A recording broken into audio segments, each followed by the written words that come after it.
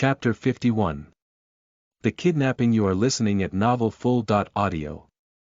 Chapter 51. The Kidnapping. Lin Momo picked up Tang Tang as usual after work. But shortly after getting in the car, she suddenly found that the direction of the motorcade was not the Lin's villa. "Stop!" she shouted at the intercom device in the car. "What the hell is going on, Dongfang Liang?" The Rolls-Royce stopped by the roadside. As the door opened, Dongfang Liang took two of his men to get in Lin Momo's car. "What's the matter, Miss Lin?" Dongfang Liang asked cheerfully. "Our direction is wrong," Lin Momo said. "No, this is the right way to take you home.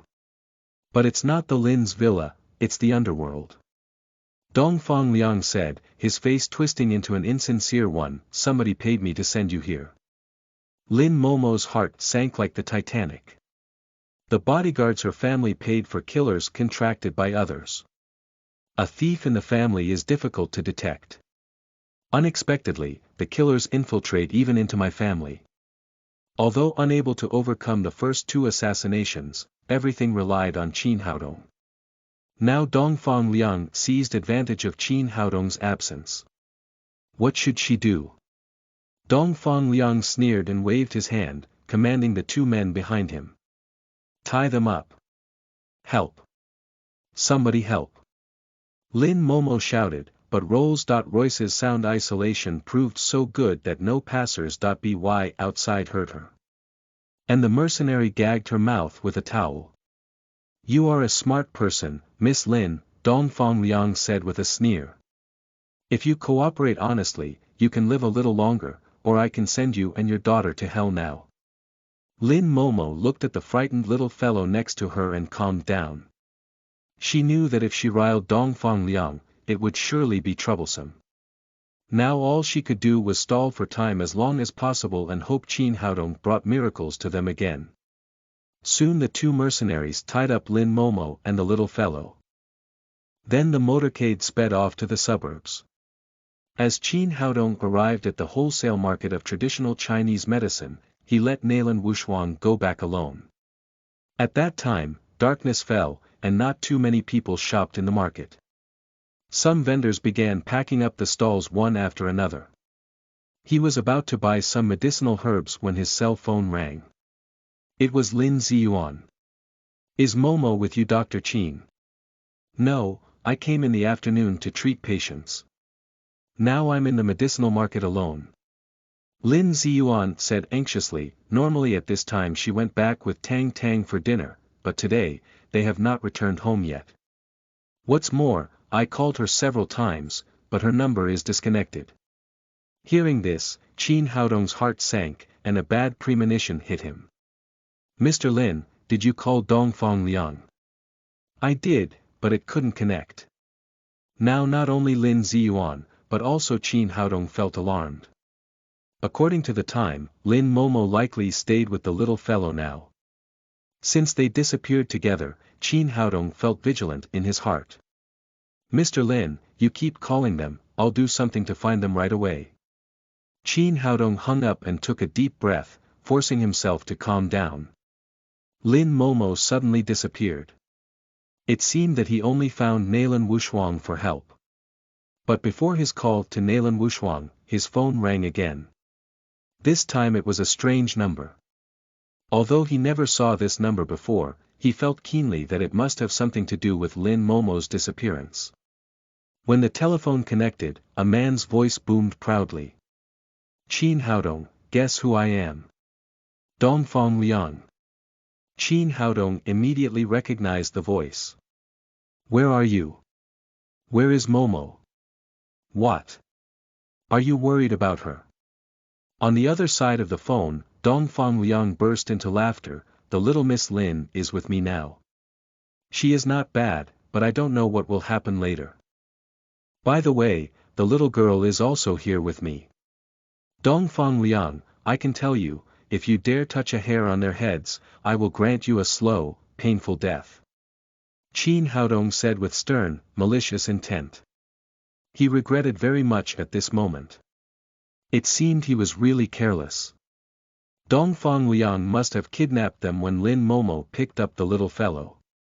If he had been with them, it would not have happened. Don't threaten me, I am unafraid. On the other side of the phone, Dongfang Liang's voice changed and bitterly said, to tell you the truth, this time someone paid me to come to China. My purpose is to kill Lin Momo, so I accepted the invitation of Lin Ziyuan. After arriving at the Lin family, I saw that Lin Momo was a beautiful woman. So I thought if I won her heart, I could inherit the hundreds of millions of property the Lin family has. It would be much better than being a mercenary. If that's the case, Lin Momo won't have to die. But it's all because of you. If you hadn't come out against me everywhere, I wouldn't have chose this way. Qin Haodong, on the contrary, calmed down after learning Lin Momo and the little fellow were okay for the time being. He knew Dongfang Liang's call to him carried purpose, otherwise he would not waste his time here. Tell me, what do you really want? What I want?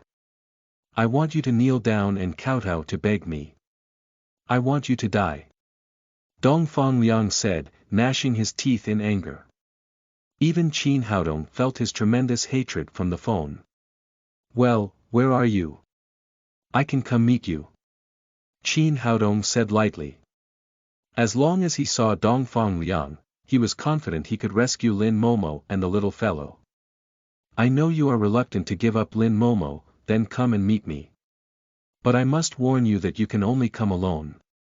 If you have even one more companion, you can only wait tea and collect their bodies. Wait, how can I believe you? That's simple, I will let you believe it right away. Then Dongfang Liang hung up the phone. Soon Qin Haodong's mobile phone jingled and a MMS message came. When he opened the photo, Qin Haodong's eyes bulged with rage. In the photo, Lin Momo's hands were tied upside down and her legs too, having no chance to move at all. Even the little fellow was tied up beside her. Their eyes filled with horror. At this time, the phone in his hand rang again. Did I deceive you? Say, where are you? Qin Haodong's eyes surged with a killing intent. On the other side of the phone, Dongfang Liang laughed loudly again. After a while, he said quietly, Yulong Lake Park. You must hurry up or you'll be too late. Qin Haodong immediately hung up his mobile phone and ran to the entrance of the medicinal materials market. On the other side of the phone, in a dark room, Dongfang Liang put down his cell phone and turned to look at the panicked Lin Momo and the little fellow in the corner. He laughed and said, Little chick, are you looking forward to it? Your little lover is searching for you. Unfortunately, no matter how powerful he is, he doesn't know you are here. There's nothing in the Yulong Lake Park. Then he roared with laughter again. Bad man. My papa is very strong. He will surely come to save me and mommy. The little fellow leaned against Lin Momo and said. Dongfang Liang quieted down, drew a black pistol from his side, brandishing it to the little fellow. Little girl, do you know what this is? This is a gun. No matter how strong your father is, can he beat a man with a gun? He turned to Lin Momo again and said, You can be at ease, I'm just playing now. I'll tell him the real address later and shoot him in front of you. Lin Momo said, You just want money, don't you? Can you tell me how much your employer has paid? I'll give you 10 times that as long as you let me and my daughter live. Dongfang Liang laughed once again. I know you have a lot of money, but I also know that one can only spend his money when he is alive. If I let you go, can I still leave China alive? Then can you tell me who hired you? I can't say that.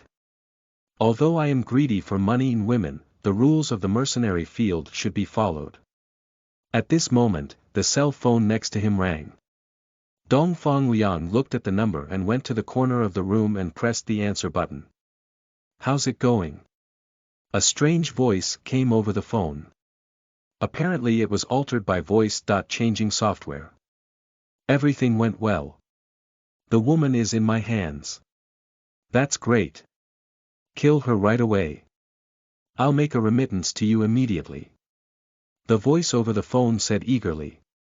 Don't hurry, I still need to use her to solve some personal grievances. Besides, it is a pity to kill such a beautiful woman directly. When my brothers and I have our fun, we'll kill her. Hearing Dongfang Liang's words, Lin Momo's face grew pale and her eyes twitched in despair. The voice from other side of the phone said, "You must not belittle this woman. The 2 assassinations I arranged to kill her before with all failed, so you must kill her now." "No, I haven't finished my plan yet." "Well, just give me 2 hours, I'll kill her 2 hours from now." Apparently the man on the other side roared in dissatisfaction. "Don't forget that I am your employer. You must do what I say. Kill the woman. Now." Dongfang Liang laughed indifferently. "I did accept your employment, but according to the employment agreement, I can kill Lin Momo in 3 days. Now it's just 1.5 days. There's still a lot of time left. As long as you kill her now, I can give you another 5 million yuan. A fierce expression appeared on Dongfang Liang's face. "Although money is good, my revenge is priceless." Then, he hung up the phone. Seeing Dongfang Liang finish his phone call, a small mercenary next to him came and said, "This is 5 million yuan, big brother. Let's kill this woman right now." Dongfang Liang grinned coldly. "Don't mind him. As long as Lin Momo is in our hands, he'll have to give us another 10 million yuan later. Besides, that guy stole 15 million yuan from me, he has to spit it out." The little mercenary said, "Brother, is that all right? If we do that, our credibility will be lost." Dongfang Liang said, "I've already thought it over. Let's earn a lot of money this time. Then we'll find a place to live comfortably. Then we won't need to work as mercenaries. What else could we do with the credibility? Our big brother is wise." The little mercenary said flatteringly. Qin Haodong rushed out of the wholesale market of medicinal materials. It happened that a Honda sped closer. Qin Haodong suddenly stood in the road and stopped the car. The driver of the Honda car braked reflexively. Finally, the Honda halted near Qin Haodong's legs. "Do you want to die, boy?" A middle-aged bald-headed man drove the Honda. He stepped out of the car angrily and disputed with Qin Haodong. "I am a police and I need to take your car for urgent business," Qin Haodong said, handing a small red booklet to the middle-aged man. Then he got in the Honda, and sped out with 1 foot flooring the accelerator. Seeing the car driving away, the middle-aged man understood what happened. He looked at the small booklet in his hand. There was a lovely white dog photo on it, and the following 2 uppercase words, "Dog certificate." Damn it. He just takes my car with flashing a dog certificate. It's robbery. Robbery.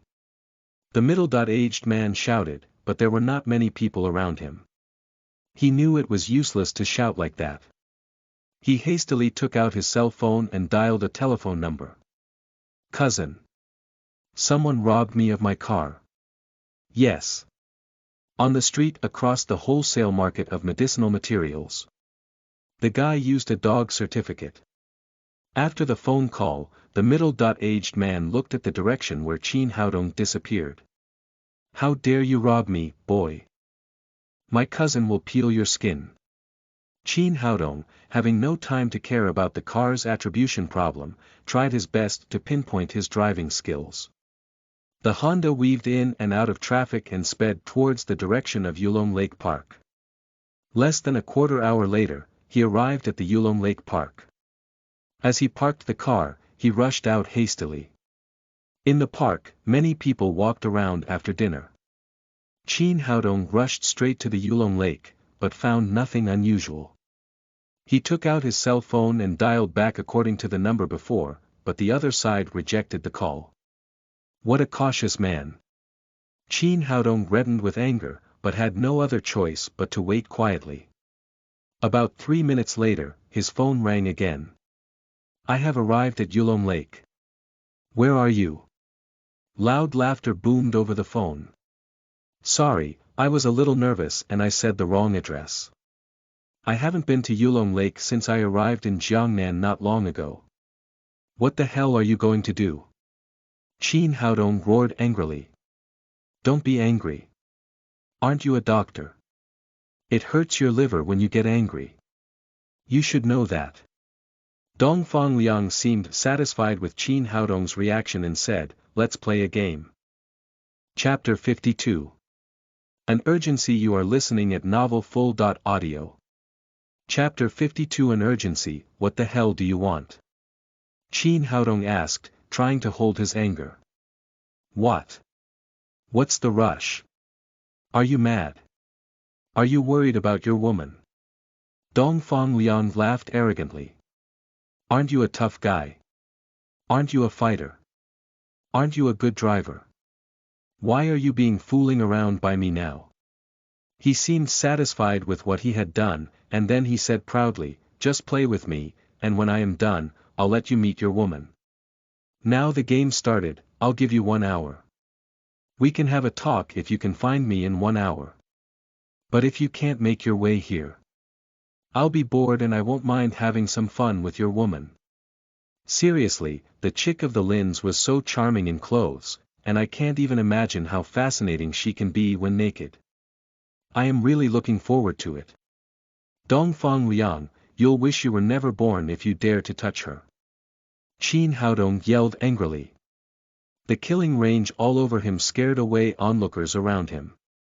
Qin Haodong, don't try to scare me. That won't work, said Dongfang Liang, let's make the deal. Come here in an hour and I'll let you meet your woman, or you will never be able to see her. After I have enough fun, I'll kill the mother and sell the daughter to Africa. The little girl was pretty enough. I am sure that those rich men with little special hobbies in Africa will pay a good price for her.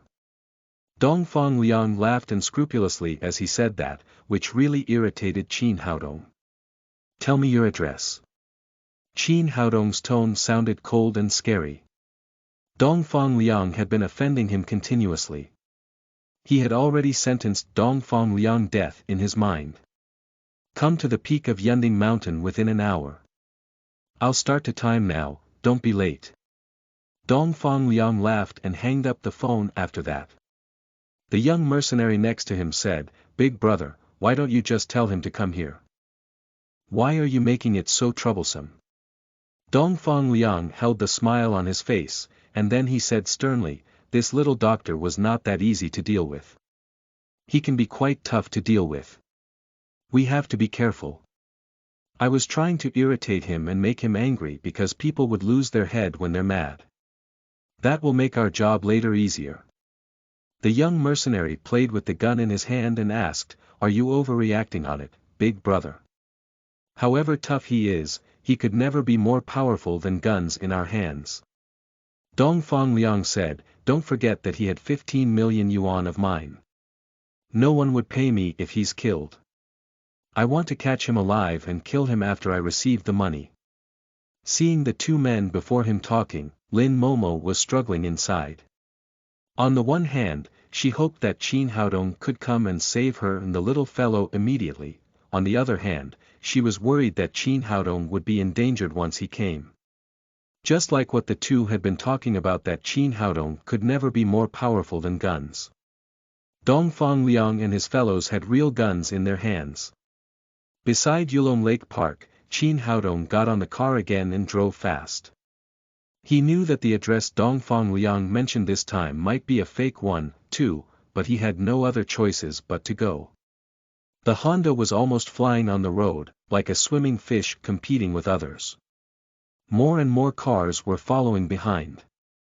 At first, Qin Haodong had not noticed, but later he found that all those cars were going after him. But now that he had more important things to care about, and he had no choice but to drive his car fast and left others far behind. 15 minutes later, he arrived at Yunding Mountain. His phone rang as soon as he had pulled over. Qin Haodong, I suppose you're driving fast considering your nice driving skills. Have you arrived at Yunding Mountain yet? Dongfang Liang laughed and asked. I'm here. Where are you?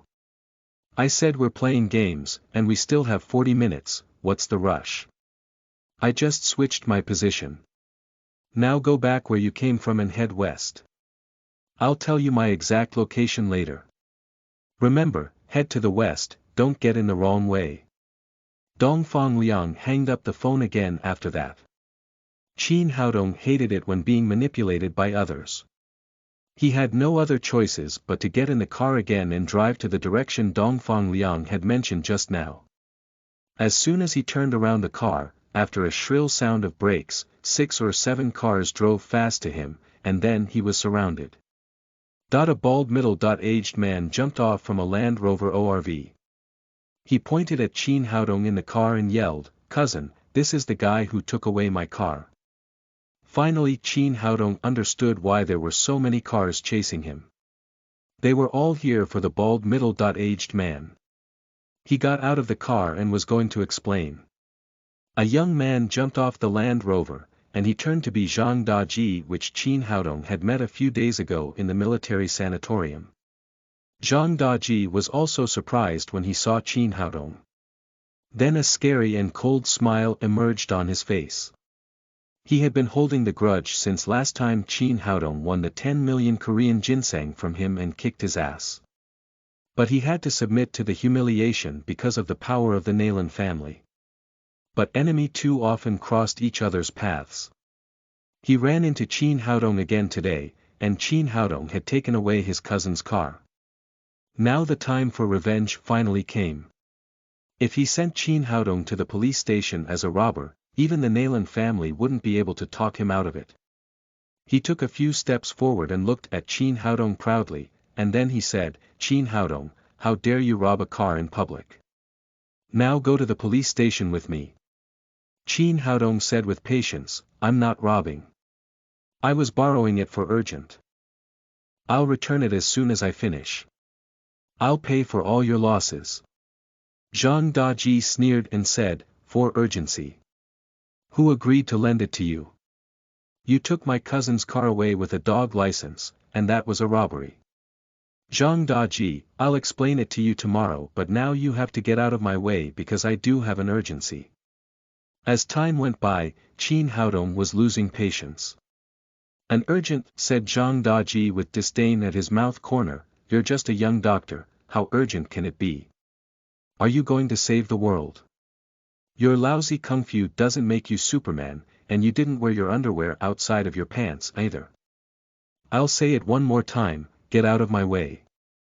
Qin Haodong checked the time once again.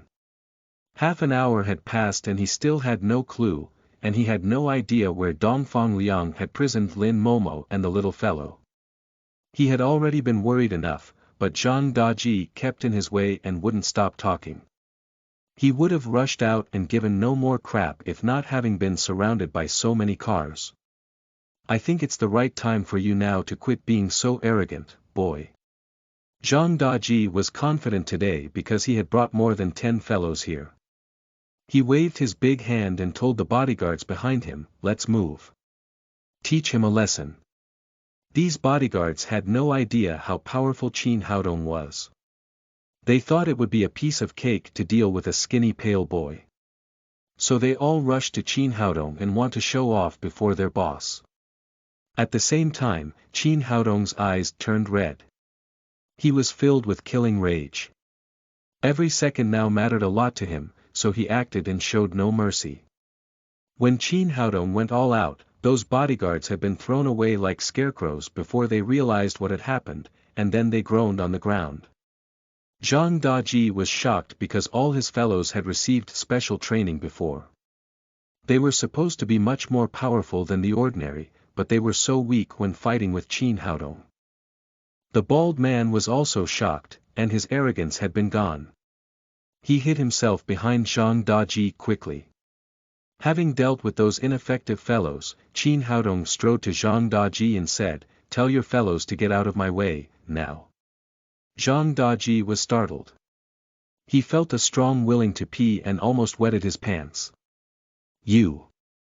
Behave yourself. I've already called the cops, and they'll be here soon." He did have called the police on his way here. After he said that, 2 patrol wagons drove here fast. The 2 wagons were pulled over.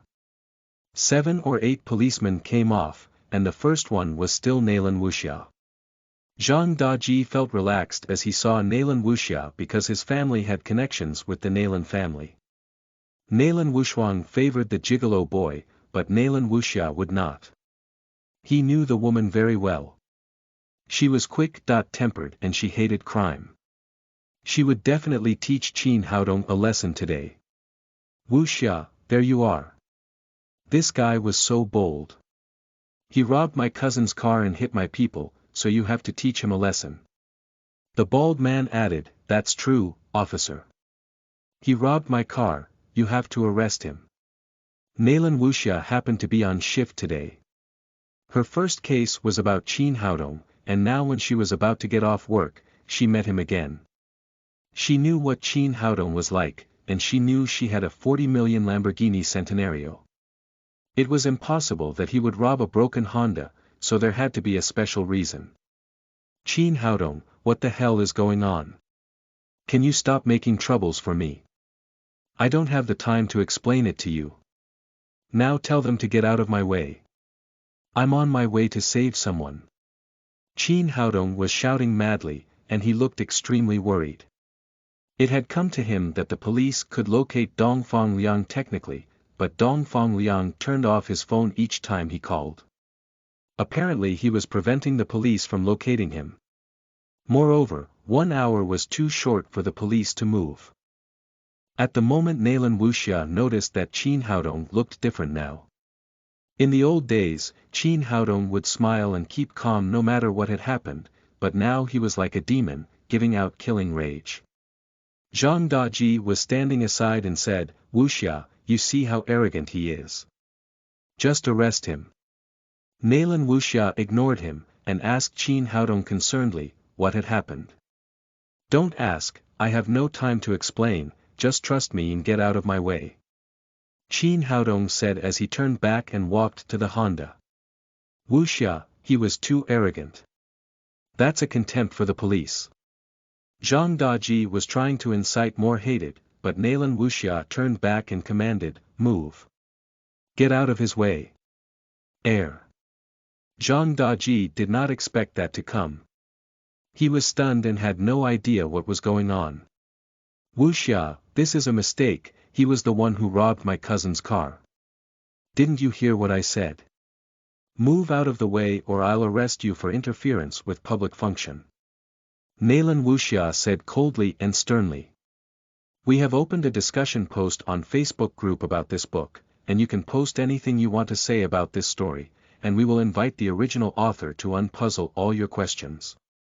The post link is https://www.facebook.com/groups/tapreader/ so just shoot. Besides, if you have found out any bug of Tapread, you can also find a post in Facebook group for you to complain. Chapter 53. Blood Tracing. You are listening at novelfull.audio. Chapter 53. Blood Tracing. Well, Zhang Daji couldn't afford to piss off Nalan Wuxia, so he backed off. However, he wouldn't just let Qin Haodong go without a fight, so he secretly poked the bald man beside him. The bald middle-aged man read the sign immediately. Whoever Nalan Wuxia was, after all, she was police, and he was a victim who had lost his car. He stepped forward and said, Madam, that is my car and that man is a robber, so you can't just let him go. Zhang Daji secretly smug. He was really glad to see how she would collect the mess because a policeman shall never let go of a robber before a victim. How much is your car? Nalan Wuxia asked coldly. 250,000, the bald man replied subconsciously. There is 300,000 yuan in this card. I'll pay for the car. Now back off. After that Nalan Wuxia gave the card to the bald man. Then she pushed him and cleared out the way. Qin Haodong couldn't care more. He hit the gas and the Honda rushed out. Zhang Daji was so angry. His eyes were opened wide and he wondered what magic trick the gigolo boy had played to enchant girls from the Nalan family so much that Nalan Wuxia could give away 300,000 for him without hesitation. The bald man did have spent 250,000 yuan for the car, but that was 1 year ago. The car was worth 200,000 yuan at most. Now that he was paid 100,000 more, he was so happy that he could barely close his smiling mouth. And surely, he wouldn't say anything more. Once again, Qin Haodong pushed the speed of the car to the limit. 5 minutes later, the phone rang next to him. He slowed down and answered the phone expressionlessly. Dongfang Liang still sounded arrogant on the other side of the phone. Qin Haodong, how about that? Are you enjoying the game? What was what you're calling me for? Asked Qin Haodong coldly. Of course not. I am just trying to tell you that we're here in Yulong Lake again, just hurry up to come. You've got 20 minutes. Take your time or you're going to see a beautiful naked picture. Dongfang Liang hanged up the phone after that. Qin Haodong hit the brake and stopped the car in the middle of the road, with drivers behind him cursing and swearing. Qin Haodong almost went crazy because of the feeling of being controlled by someone. Moreover, he couldn't find out where the enemy was. But he was sure that the address Dongfang Liang gave him this time was still a fake one. That guy was trying to fool him. There was no way he could save Lin Momo and the little girl if keeping being fooled around like this. He had to come up with a way. He realized he had been too impulsive recently, losing his original way of rational thinking. Therefore, he took a deep breath to calm down, and tried to figure out the solution to the current situation. As time went by, an idea crossed his mind that back to the days when he was in the cultivation world, he had learned a secret skill named blood tracing from the blood sect. This secret skill's one and only function was to trace those sharing the same blood. He almost forgot it because he had never used it before. He was reborn in another body now, but the soul in his blood was supposed to be the same as his last life. He wasn't sure if he could connect with the little fellow through blood tracing. Thinking of that, he bit his fingertips decidedly and cast the blood tracing. Blood flowed off his index finger, but miraculously, instead of streaming down, it floated up and suspended in the air. Qin Haodong bent his finger and chanted once more. Then he pointed to the blood ball suspending in the air. The red light grew sharply, and then the face of the little fellow appeared in the blood ball. It works. He blissed because he had succeeded in connecting with the little fellow through blood tracing, and he could feel clearly where Tang Tang was. Damn, what a bastard Dongfang Liang is. It turned out they were hidden just nearby, and I am fooled to circle around. Now that he knew where the little fellow was, he would no longer be fooled around by Dongfang Liang. He drove his car and left fast. In the room, the little fellow seemed to have felt the presence of Qin Haodong. She whispered to Lin Momo, "Don't be afraid, Mommy, Papa is coming to save us soon." Well, of course, he is.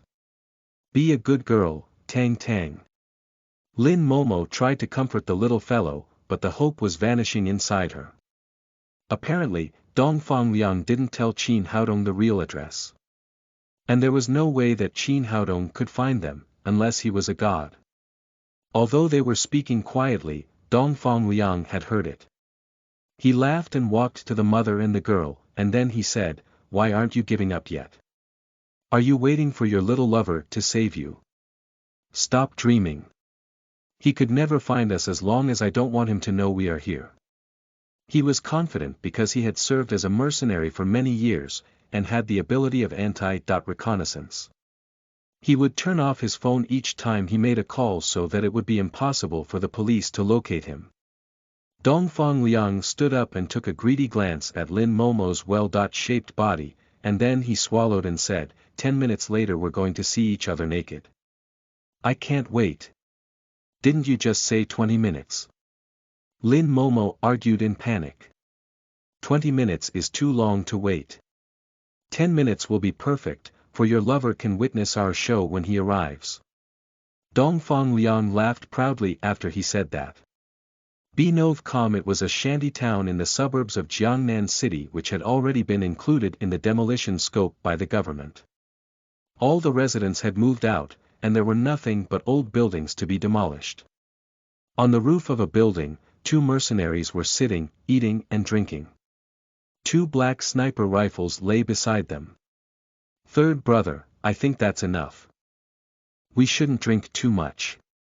We've got a mission to finish later," said a mercenary in a camouflage vest. "What's the rush, fifth brother?" "Our big brother said the man wouldn't be here with 1 hour, and we still have 15 minutes.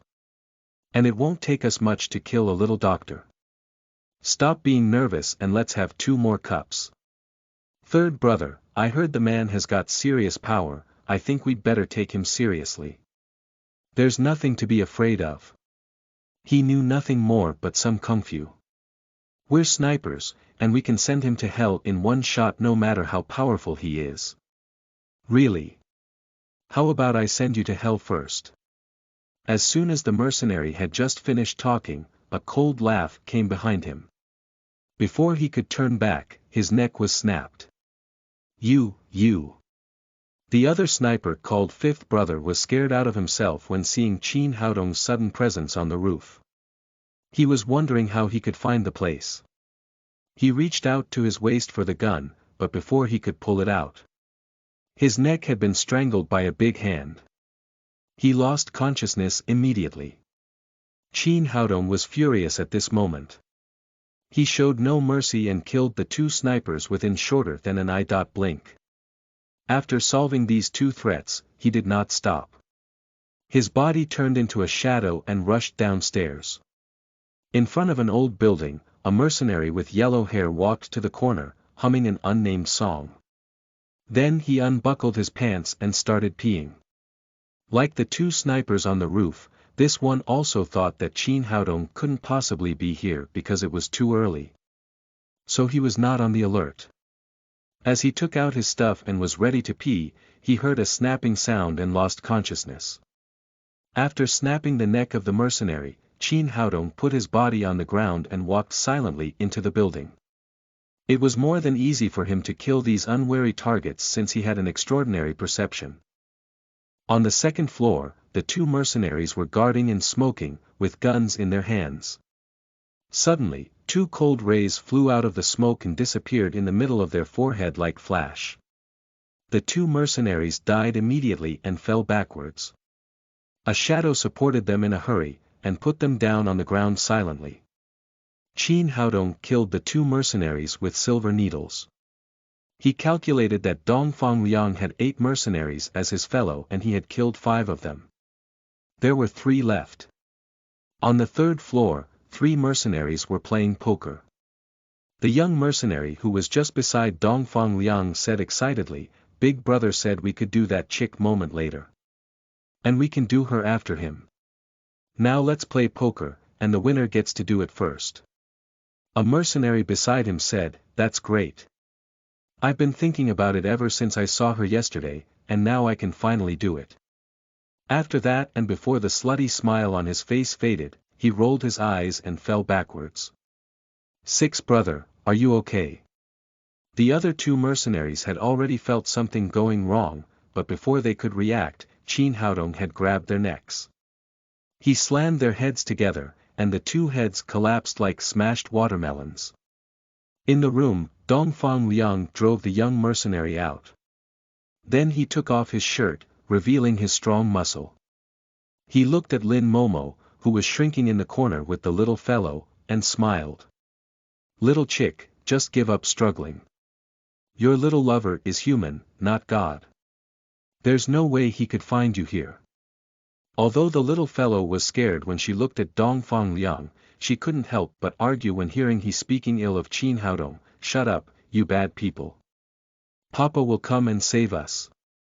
Stop being so childish, little girl. Your father was fooled around by me like a dog. He's too busy bumping around on the road. I can call him for you if you don't believe that." After that, Dongfang Liang turned back and looked at Lin Momo. He said with a slutty smile, "Call him and let him hear how much his woman would enjoy it later." He picked up his phone on the table and dialed the phone number of Qin Haodong. When the call was connected, a clear ringtone came from the door. Dongfang Liang was startled and turned back to check the door in panic. Who's there? Upon he finished his words, the door boomed and was kicked off. A figure showed up at the door, standing straight like a spear. Golden rays of the setting sun made him look like a god descending from heaven. Chapter 54. Keep playing. You are listening at novelfull.audio. Chapter 54. Keep playing. Qin Haodong's entrance brought in a ray of sunshine, but later the room was occupied by the killing rage given out by him. Dongfang Liang could not help but tremble in that chill. You! How can you make it here? That's impossible. He thought Qin Haodong must be bumping around on the road like ants on a hot pan. It was out of his wildest expectation that Qin Haodong made his way here. Don't you like to play games? I am here to play it with you. Qin Haodong said as he smiled. But the killing range in his smile made Dongfang Liang chilled. He is here. He made it here. Seeing the figure she had been hoping for showing up at the door, Lin Momo couldn't help but let tears rolling down from her cheeks. But she was overwhelmed by the happiness, and she hurriedly shouted, "Watch out, they have guns. Papa. Papa's here. Papa's here to save Tang Tang." The little fellow screamed excitedly. At the same time, Dongfang Liang woke up and tried to grab the gun on the table. Before he could reach it, Qin Haodong kicked on the table. The table flew in pieces and the gun had nowhere to be found. How about that? My soldier king. Isn't this fun? Qin Haodong looked at Dongfang Liang coldly. Dongfang Liang didn't feel too much panic even though he didn't get the gun, on the contrary, he was calmer than he was just now. Well, you are indeed stronger than I thought. But don't you even imagine that you can beat me like this? I was called Soldier King because I earned it. After he said that, all his bones started cracking. Then his level was raised all of a sudden, reaching the 6th realm of the overt power, which was very close to those from the divine mercenaries. Qin Haodong's expression changed slightly, and he sneered. I didn't expect that you have that card in your sleeves. How about that? I've been hiding my strength in order to fool you stupid people so that I can kill Lin Momo and finish my mission. That's my strategy. In your Huaxia language, it's called acting like a pig to lure the tiger. I am the Soldier King and you are no more than a young doctor. Why do you think that I would hesitate to beat you? Dongfang Liang grew prouder as he spoke, as if he had taken full control of the situation. He said, just give me my 15 million yuan if you know what's going to happen, and pay me an extra 10 million to buy your own life, and then I'll spare you. Qin Haodong looked at Dongfang Liang and suddenly laughed. The sudden laugh made Dongfang Liang's hair stand. He yelled angrily, what are you laughing at? What's funny? Qin Haodong said, I am laughing at you, you don't have to act like a pig because you're a real pig. Just give up lure the tiger and jump on your own sh*t. Go to hell. Dongfang Liang roared and rushed to Qin Haodong. He had hidden his actual power in a special way ever since he arrived in Huaxia. In his view, he could easily take down Qin Haodong as long as he revealed his real cultivation level, which was at the 6th realm of the overt power. However, he had never expected that Qin Haodong was just playing with him last time, and he hadn't used 1/10 of his real power. Therefore, even though he had reached the 6th realm of the overt power, it was nothing when compared to Qin Haodong's real power. Before Dongfang Liang waved out his first punch and reached Qin Haodong's clothing corner, he felt his face ached. He was slammed on the face and flew away. This is impossible. Dongfang Liang struggled to pick himself up from the floor and got completely stunned. He had made his full effort, and the opponent should be on the floor looking for his broken teeth right now. Why was he beating him like a father beating his son? And why couldn't he take even one strike of his? Qin Haodong said coldly, I said you're a pig because you're stupid like one. You might be a soldier king or whatever you're abroad, but you're nobody here in Huaxia. Boy, it's too early for you to be proud of yourself. However powerful you are, you can never be more powerful than a gun, said Dongfang Liang as he put his fingers in his mouth and whistled. That was the secret code among him and his fellows. In his view, Qin Haodong must have been sneaking upstairs. The young man would be flesh on his cutting board after his fellows rushed in with guns, and he would chop him in every way he liked. Qin Haodong did not react, instead, and he was looking at Dongfang Liang like looking at a fool. Dongfang Liang whistled again and again until he felt sore on his cheeks, but the outside world remained silent. Don't bother. It won't work even if you keep whistling till it's dark. All of your fellows are now resigning at Satan's in hell, and they're waiting for you there. What? You killed them all? Dongfang Liang couldn't believe that this was true. I'll kill you. He yelled and rushed to Qin Haodong, but on the halfway, he changed his direction and rushed to the door. Dongfang Liang was no fool. He knew he had no chance to win today, and he would be killed if he insisted on fighting. Therefore, he escaped. However, Qin Haodong would never let go of him. His fingers flipped and 2 silver needles were shot into Dongfang Liang's legs. Dongfang Liang lost the ability to walk immediately, face hitting the ground. Qin Haodong strode over and kicked him directly to the ceiling. He hit the ceiling, and fell hard on the floor, mouth puking blood. Seeing that Dongfang Liang could no longer escape with half of his life, Qin Haodong went over and ripped off the robes on Lin Momo and the little fellow. Haodong. Lin Momo jumped into Qin Haodong's arms. She was so excited that she even cried. She was just trapped in despair, and she could barely control her emotion after she was rescued. It was the only way to make her feel safe to be hugged in the arms of a man. Mommy, Mommy. I want to hug Papa, too. The yelling of the little woke up Lin Momo from his sentiments. She pushed Qin Haodong away with her rosy cheeks. Papa, huggy. The little fellow yelled and reached out with her 2 chubby hands. Then Qin Haodong held her up. Papa, this is so great. I knew you would come to save Mommy and me, the little girl said as she kissed on his face. Papa.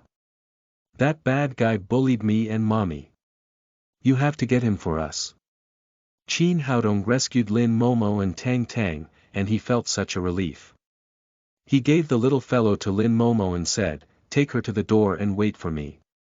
He would never let this go since Dongfang Liang had fooled him around for so long, but he didn't want the little fellow to see the bloodshed, so he let Lin Momo take her out first. Lin Momo understood what he was going to do and said, okay, we'll wait for you outside. After the mother and daughter went out, Qin Haodong stepped forward to Dongfang Liang. He squatted and asked him, how do you feel? Isn't that nice? You. What are you going to do? As panicked and helpless as Dongfang Liang was, and as much as he had tried to keep away from Qin Haodong, his leg had lost all abilities to walk. He could barely move 1 inch no matter how hard he struggled. You know what I want to do, Qin Haodong said coldly, I've already told you, I'll let you wish you were never born if you dare to pull a hair of hers. But I really didn't touch her hair. Dongfang Liang answered with his trembling voice. Oh, yes, that's smart. Qin Haodong said while smiling at him. Dongfang Liang tried to flatter him with the same smile, but his smile looked even uglier than a sad face. Since you are smart and like playing games, then let's keep playing, said Qin Haodong as he grabbed one of Dongfang Liang's hand. He smiled and said, guess which finger I would like to crush first. Dongfang Liang's face changed sharply, and he immediately pleaded, no, no, please let me go. I won't do that again. What an uncoordinated player you are. I'll play by myself then. Qin Haodong said as he grabbed Dongfang Liang's index finger and squeezed it hard. A horrible sound of bone breaking came out, followed by Dongfang Liang's miserable screaming. Fingers are of human beings' most vulnerable parts, and few people could suffer pain like that. Dongfang Liang fainted. However, when he was in the charge of Emperor Greenwood, death would be a luxury.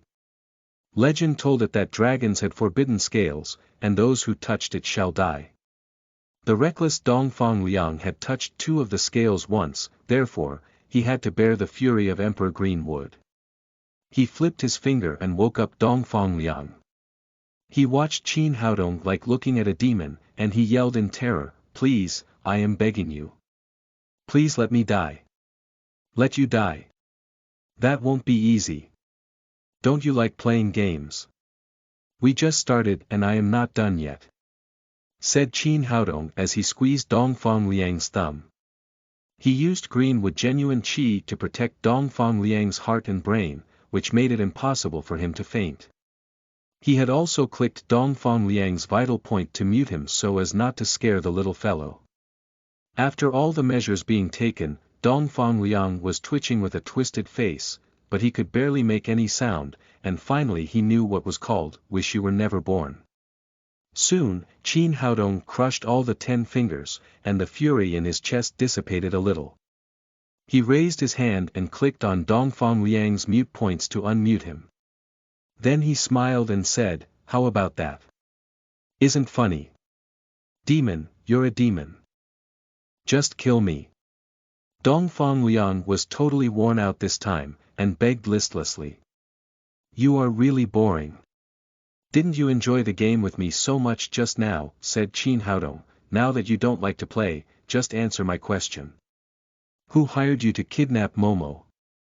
He felt so uneasy, like a thrown-in throat, and he wouldn't even get to sleep if he didn't find the evil backstage manipulator. I don't know." "Oh, you've got a tough mouth, aren't you? Looks like you didn't have enough fun yet." "No, that's true. Dongfang Liang explained in panic, the man hired me on Deep Web, and we kept in touch by phone. We've never met and I don't know who he is. And the guy was very cautious.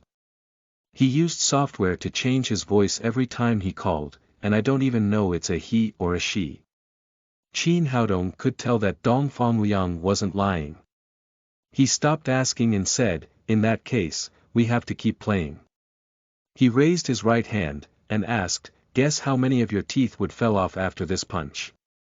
"No, please don't do that. Please. Please kill me or call the police." Dongfang Liang was totally freaked out. However, Qin Haodong didn't stop. He slapped on Dongfang Liang's face. His blood splashed and his teeth flew everywhere. "Idiot, the punch will indeed knock off all your teeth." Qin Haodong seemed to be unsatisfied with Dongfang Liang's reaction, and then he said, "Now that you've lost all your teeth, what should we play with next?" Chapter 55. The Evil Backstage. You are listening at novelfull.audio. Chapter 55. The Evil Backstage Manipulator. Demon, you're a demon. Just kill me. With the horror all over his face, yellow liquid flowed under Dongfang Liang's lower body. The smell of urine filled the room immediately. "That's it. You wet your pants." Suddenly Qin Haodong lost interest in playing. He poked and broke Dongfang Liang's heart artery, thus ending his life. As he was leaving, a piece of melodious music rang. He turned back to check, only to see Dongfang Liang's phone ringing at the corner of the room. He picked up the phone and checked. The screen said at employer 108. The idea came across his mind that this might be a call from the evil backstage manipulator. Qin Haodong did not hesitate to press the answer button because he thought he might be able to find the guy based on the phone call. When he was connected, the man at the other side said urgently, "Dongfang Liang, just killed the woman now. The Lin family had already called the police and now the whole Jiangnan city was looking for you. Don't take the risk." It turned out the call was actually from the evil backstage manipulator. Qin Haodong wanted to get more information, but he was afraid to be seen through or suspected.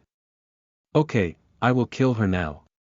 Qin Haodong's voice was almost the same as that of Dongfang Liang. He was the emperor of the cultivation world, and changing voice was just a piece of cake for him.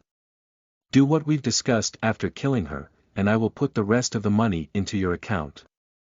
Qin Haodong regretted that he had killed Dongfang Liang too early. He should have asked Dongfang Liang about the follow-up plan. Take it easy. I'll take care of everything well. The one on the other side of the phone hanged up immediately after Qin Haodong was done talking. He knew something was different, but he couldn't figure it out. In Jiangnan City, a young man in his 20s stood on the deck of a yacht on Qinglong River. He had the newest iPhone in his hand, and his face looked scary because it was too gloomy. He threw the phone into the river without any hesitation after he made the phone call. "Son, why did you throw your phone?" At the moment, a middle-aged woman came out of the cabin. "Our plans are uncovered. Dongfang Liang, the idiot, is dead," the young man answered in a gloomy face. "How is it possible? He was the king of mercenaries in Southeast Asia, and weren't you talking to him on the phone just now?" the middle-aged woman asked. "The guy was imitating very well, but I could tell he was not Dongfang Liang," the young man said. "Dongfang Liang was a greedy man. I told him that I'll pay him 5 million yuan in extra if he killed Lin Momo immediately. Dongfang Liang would add it to 10 or even 20 million, but the guy on the phone answered without hesitation. What's your point?" Apparently the middle-aged woman was not as wise as the young man, and she was still trying to process. "That means Dongfang Liang was either arrested or killed, and the man answering the phone was setting me up to get more information so that he could trace me. Son, what should we do then?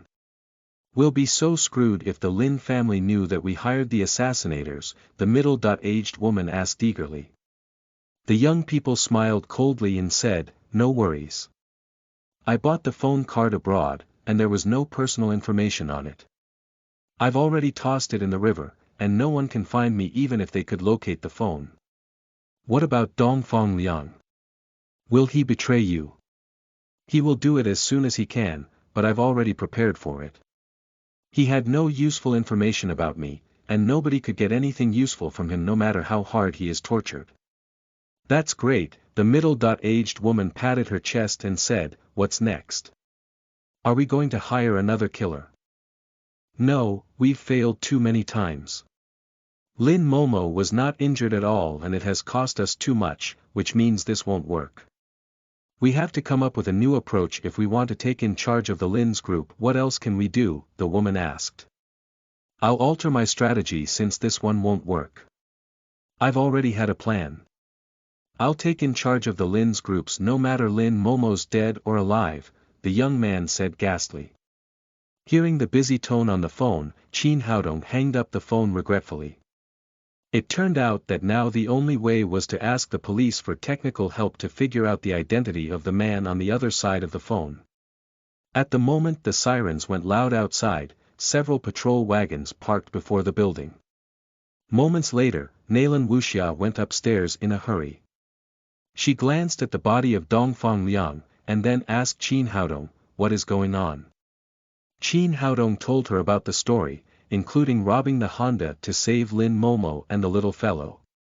Finally, he said, they had 9 people. 2 of them were on the roof of the building at the opposite of the road. I've killed them, too. He killed 9 people in a row. He thought it would be better if he let the police to do the rest of the work. Nalan Wuxia was slightly surprised. She knew Qin Haodong was tough, but even she could never kill 9 experienced mercenaries in such a short period of time and get no injuries at all. "Well, why are you here so fast?" Qin Haodong asked doubtfully because he had to apply blood tracing to find the place, but Nalan Wuxia made the way here so fast. "The car you robbed has GPS on it, or how do you think Zhang Daji could find you so easily?" "Okay." Qin Haodong nodded and asked, "Right, do you have any information to find the bald guy? I need to give the car back to him and pay for it. Anyway, I am the one who robbed his car. I need to thank him." Nalan Wuxia rolled his eyes and said, "You can thank me if you insist, because I've already bought the car." "You bought it? What did you buy the crappy car for?" Chin Haodong asked with his eyes widely opened. You tell me. You're the one who made the mess. Don't you really think that I am too rich to buy anything I want? Nalan Wuxia said discontentedly, you're the robber and I am the police, what other choices do I have when I refuse to arrest you and let you leave? Well. Chin Haodong was embarrassed. There was no better choice if he was in Nalan Wuxia's position.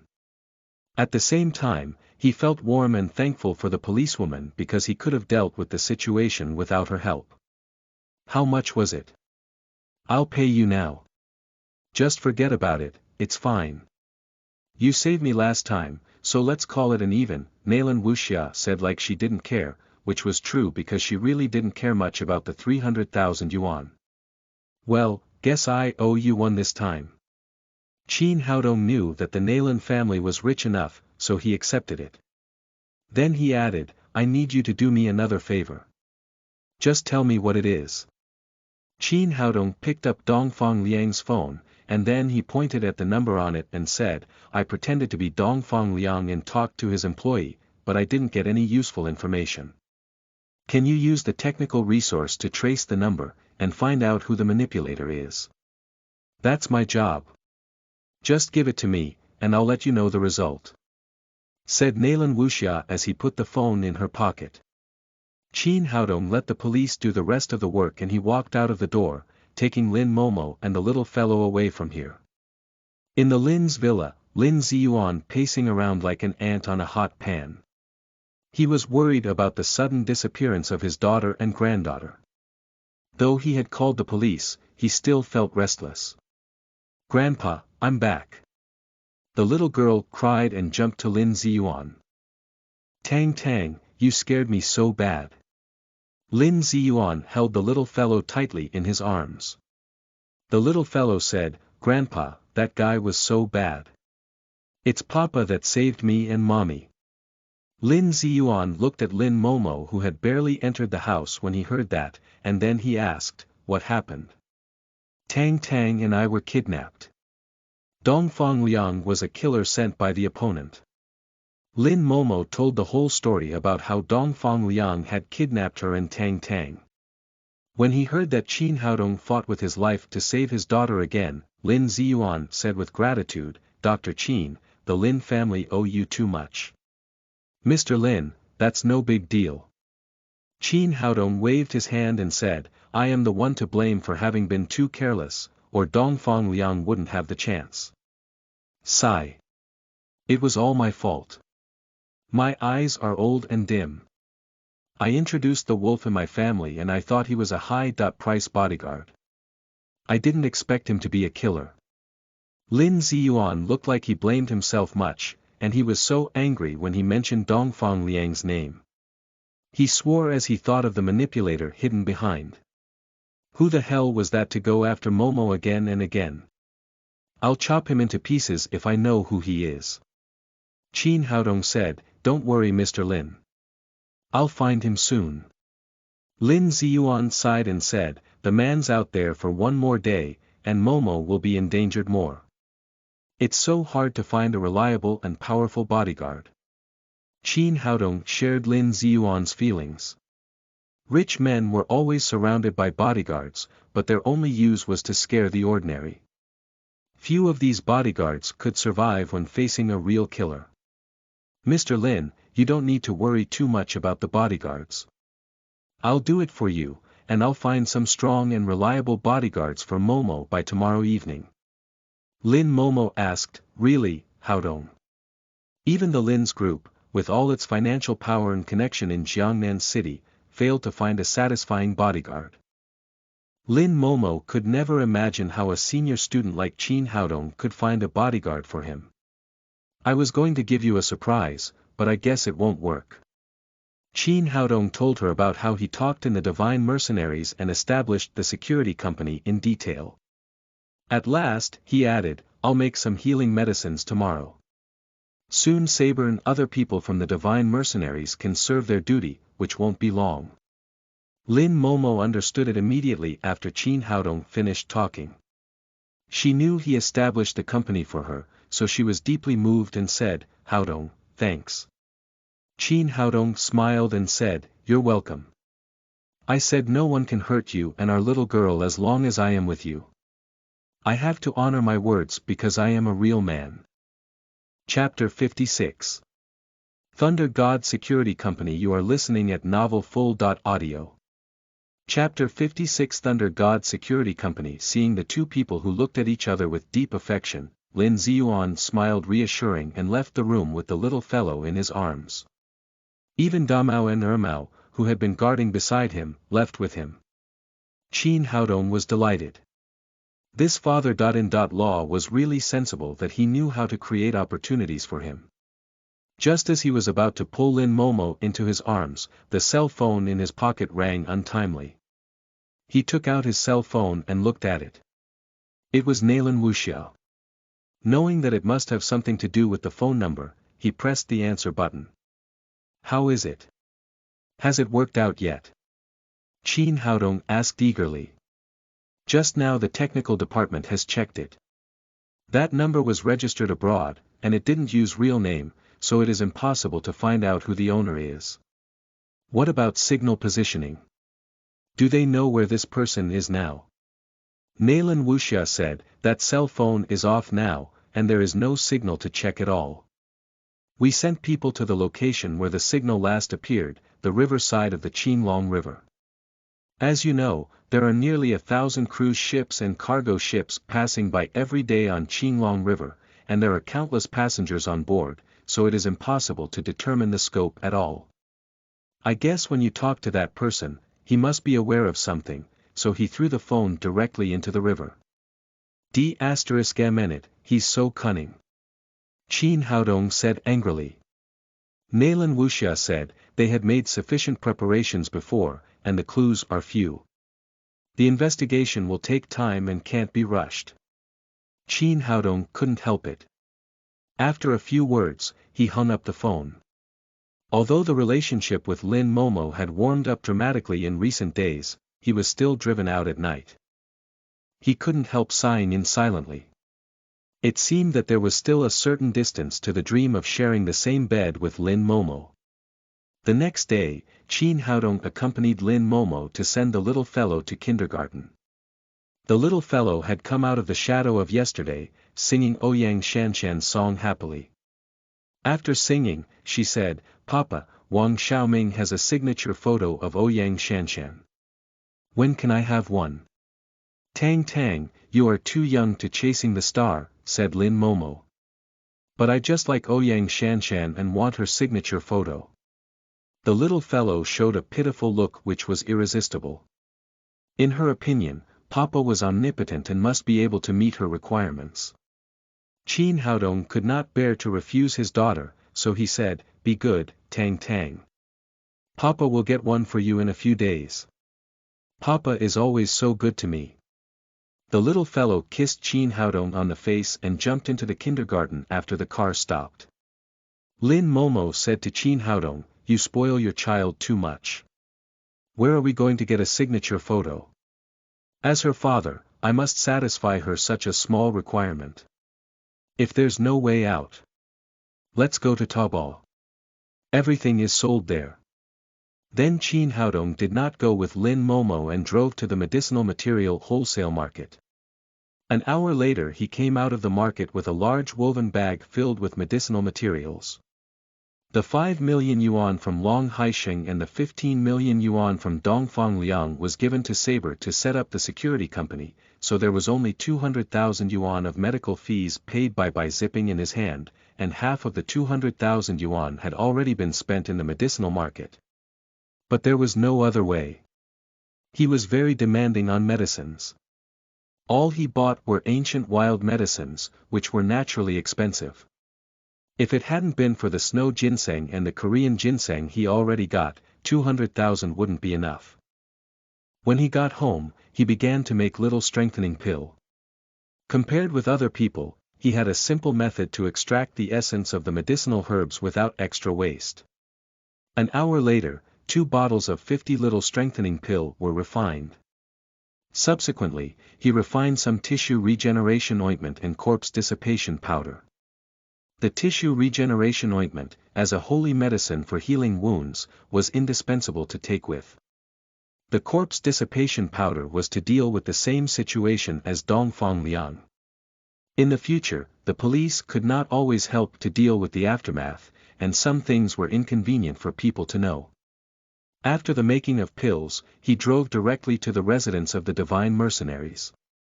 He gathered Saber and the other men together and handed out the little strengthening pill to each of them, saying, "Take this pill, you will recover immediately, and you can make a breakthrough in your cultivation."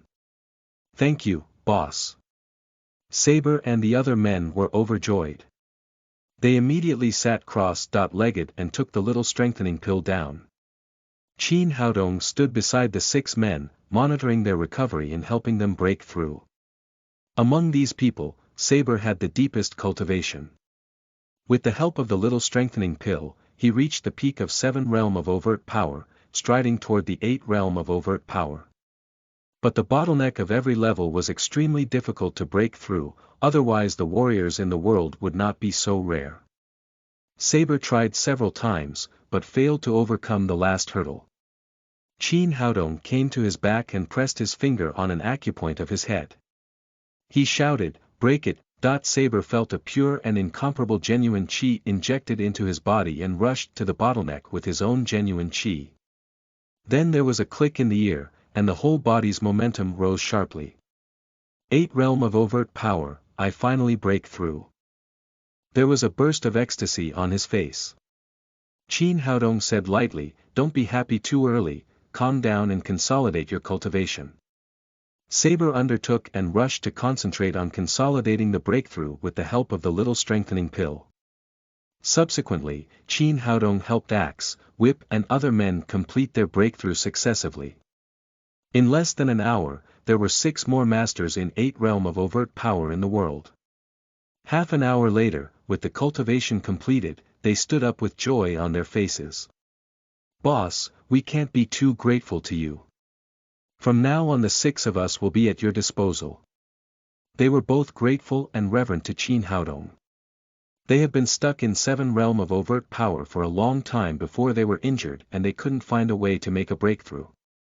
Unexpectedly, after meeting Qin Haodong, not only were they healed, but they also improved a lot. Qin Haodong said, "Now there is an important task for you. You need to go to Lin's group immediately to take over the security work there. To tell you the truth, Lin Momo, president of Lin's group, is my woman. You must ensure her safety." Saber said, "Boss, you can rest assured that no one can touch Miss Lin as long as the Divine Mercenaries is there." "Well, I'll take you there now, first to ensure the safety of Momo, and then to reorganize the company's security work, which is also the first business of our security company. We must do it well." Saber and others nodded. This was the simplest task for the top 3 mercenary corps in the world. Moreover, they were now warriors of 8 realm of overt power. When things were arranged, Qin Haodong took the 6 men to Lin's group. 10 green off-road vehicles galloped toward Lin's group. After a sharp braking noise, 30 uniformed security guards jumped out of the car one after another. The guards were led by a middle-aged man in a suit with a cigar in his mouth. His hair was slicked back, he had a treacherous and tameless look. After getting off the bus, the man with slick hair strode to the gate of Lin's group. The 2 security guards at the entrance of the group saw these people, and their brains were numb for a while. However, one security guard came forward and asked, "Sir, who are you looking for?" Before he could finish, a security chief behind the man with slick hair came to him and slapped him. "You don't want to live anymore. Dare to stop President Wei of Thunder God Security Company. Get away." Then 2 men came from behind and pushed the 2 security guards of Lin's group to the corner to control them. A slight sneer rose from the mouth of the man with slick hair, and he went directly into the hall of Lin's group. Originally, the security captain of Lin's group was Zhang Dabiao, but he was fired by Lin Momo after the last private fight with Zhao Hongmao. Now, Zhao Liang, the vice captain, was in charge of the security work of the whole group. Zhao Liang was frightened to sweat when he saw the man with slick hair. He knew this man, Wei Tianlei, the owner of Jiangnan Thunder God Security Company. Zhao Liang was afraid with reason. Wei Tianlei was well known in the security industry. It was not how big his company was, but that all his employees were guards from the underground world. These people were all competitive good fighters. It was rumored that Wei Tianlei's standard of recruiting security guards was going to prison before. Because of this, people familiar with Thunder God Security Company would be discolored at the mention of him. Seeing Wei Tianlei coming to his side, Zhao Liang was so frightened that he was shaking all over, but he could not hide. At last, he just bent his head and wormed under the table. Wei Tianlei proceeded without hindrance. Every security guard came out to stop him was beaten violently. Soon he came to the door of the president's office. Lin Momo was handling official business in the office. Suddenly, the door of the room was pushed open. She frowned and looked up to see Wei Tianlei come in. Behind him were two tall security guards. "Miss Lin, busy now?" Wei Tianlei sat on the sofa directly with a malicious smile on his face. "Who are you?" Lin Momo asked calmly. "Miss Lin really has an air of importance. You don't even know me, Wei Tianlei. I asked my subordinates to convey several times that I wanted to have tea or dinner with Miss Lin, but Miss Lin disregarded my invitation, so I have to come myself." Not long ago, Wei Tianlei asked to see Lin Momo several times to take over the security work of Lin's group. But Lin Momo knew that Wei Tianlei was running an underground security company. It would be self-destructive to hand over the company's security work to them, so she refused without hesitation. Hearing that this man was Wei Tianlei, Lin Momo calmly said, "President Wei, what can I do for you? I've long heard that the president of Lin's group is a great beauty, so I'll come and see it on purpose." Wei Tianlei smoked a cigar which emitted a thick cloud of smoke.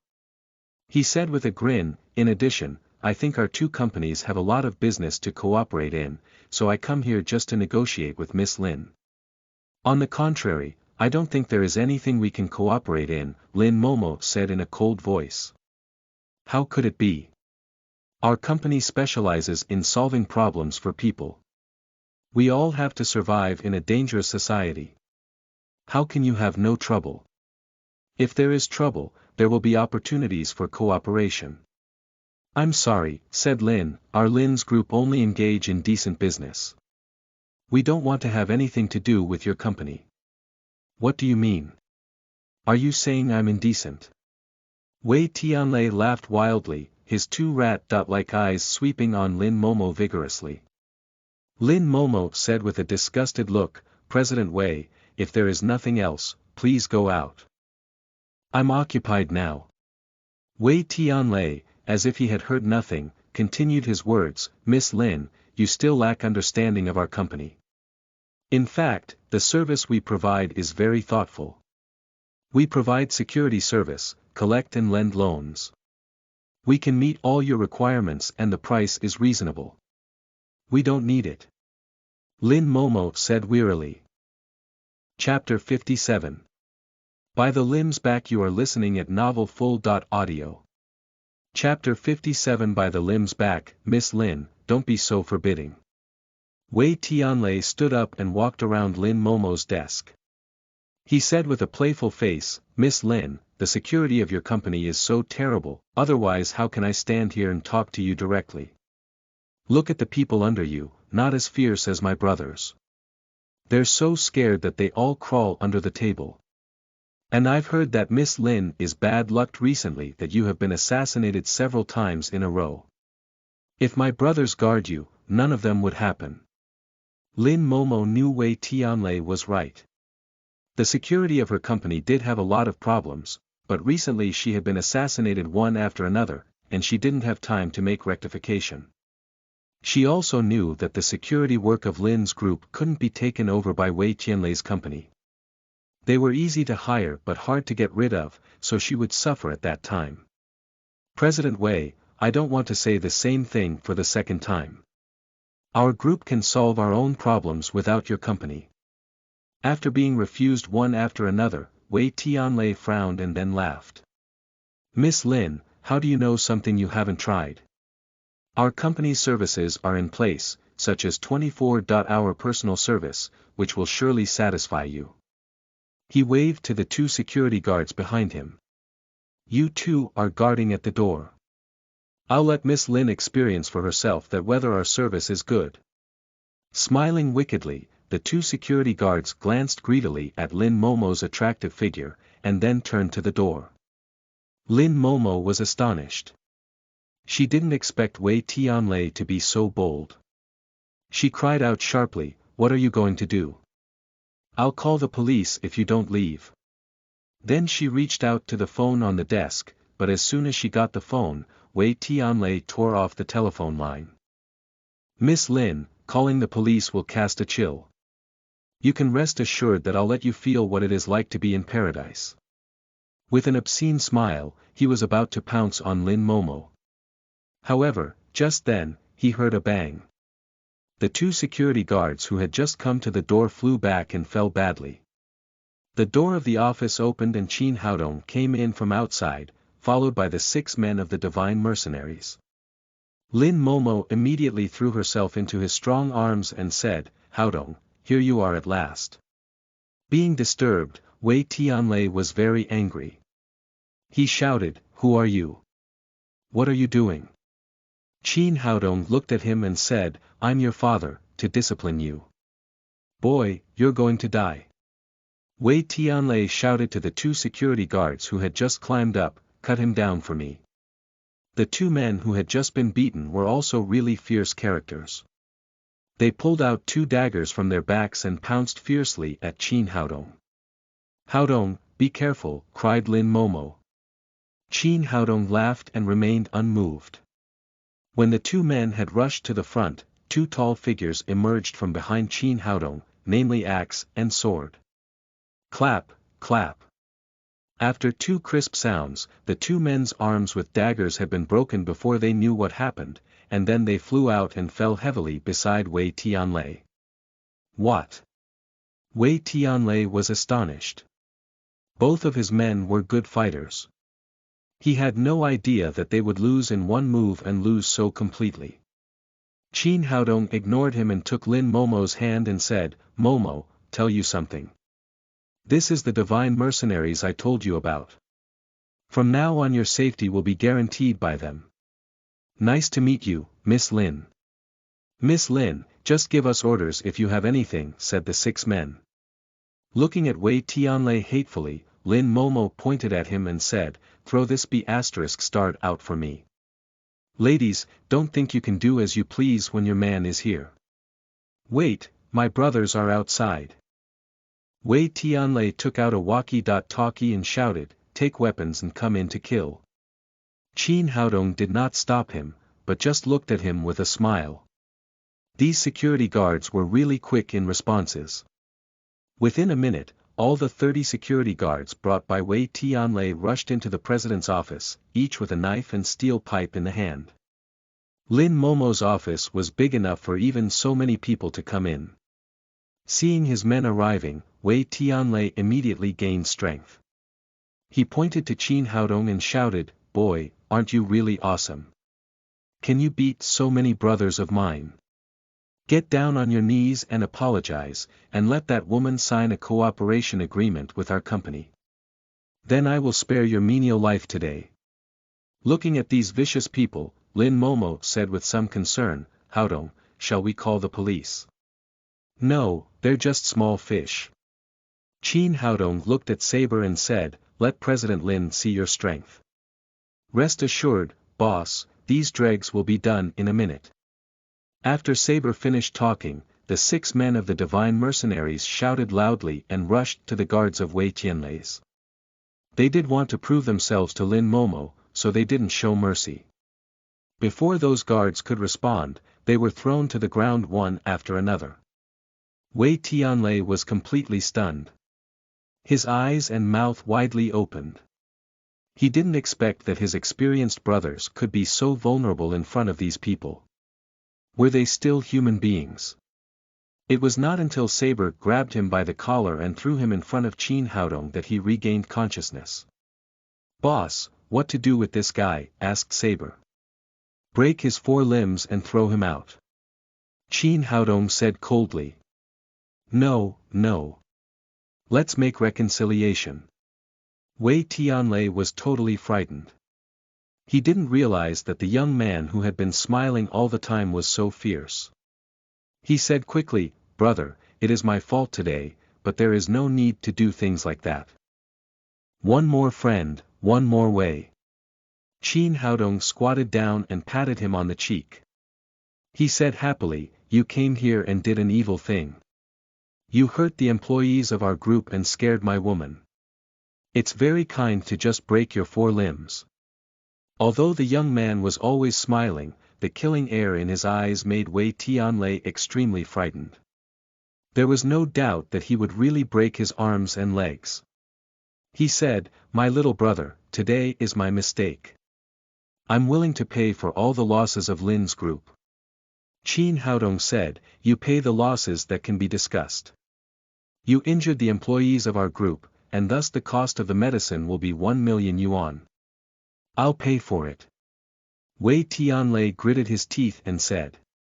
He had not earned any benefit this time but lost 1 million yuan. "Don't hurry, I haven't finished with you yet," Qin Haodong said, "I just declared to break your limbs.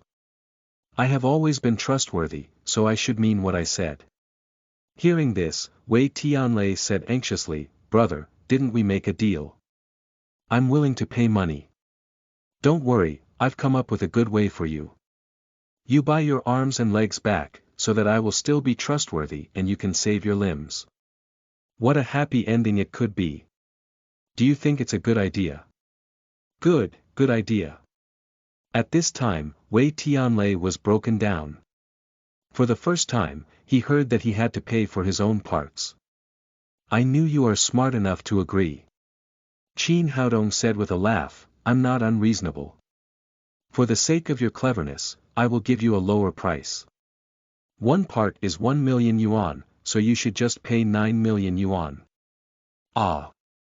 Wei Tianlei immediately opened his mouth wide and braced himself to ask, "Brother, did you miscalculate? A part costs 1 million yuan, shouldn't it add up to 5 million yuan? Qin Haodong said with a playful face, "I didn't tell you clearly, this is my fault. A common part is 1 million and an important part is 5 million, so they add up to just 9 million. Is it too expensive?" Wei Tianlei said with a bitter face. "It doesn't matter. I'm a reasonable person. It's not blackmail. I've put the price here. You can tell me which part you don't want. Especially that 5 million yuan part, if it is worthless. I promise you painless excision. I want them, all of them." Wei Tianlei has 5 concubines outside. How could he give up his little buddy, let alone 5 million yuan, even 10 million yuan, he would buy it back.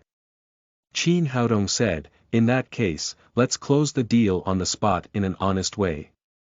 Wei Tianlei had no choice but to take out his checkbook and write a check of 10 million yuan to Qin Haodong.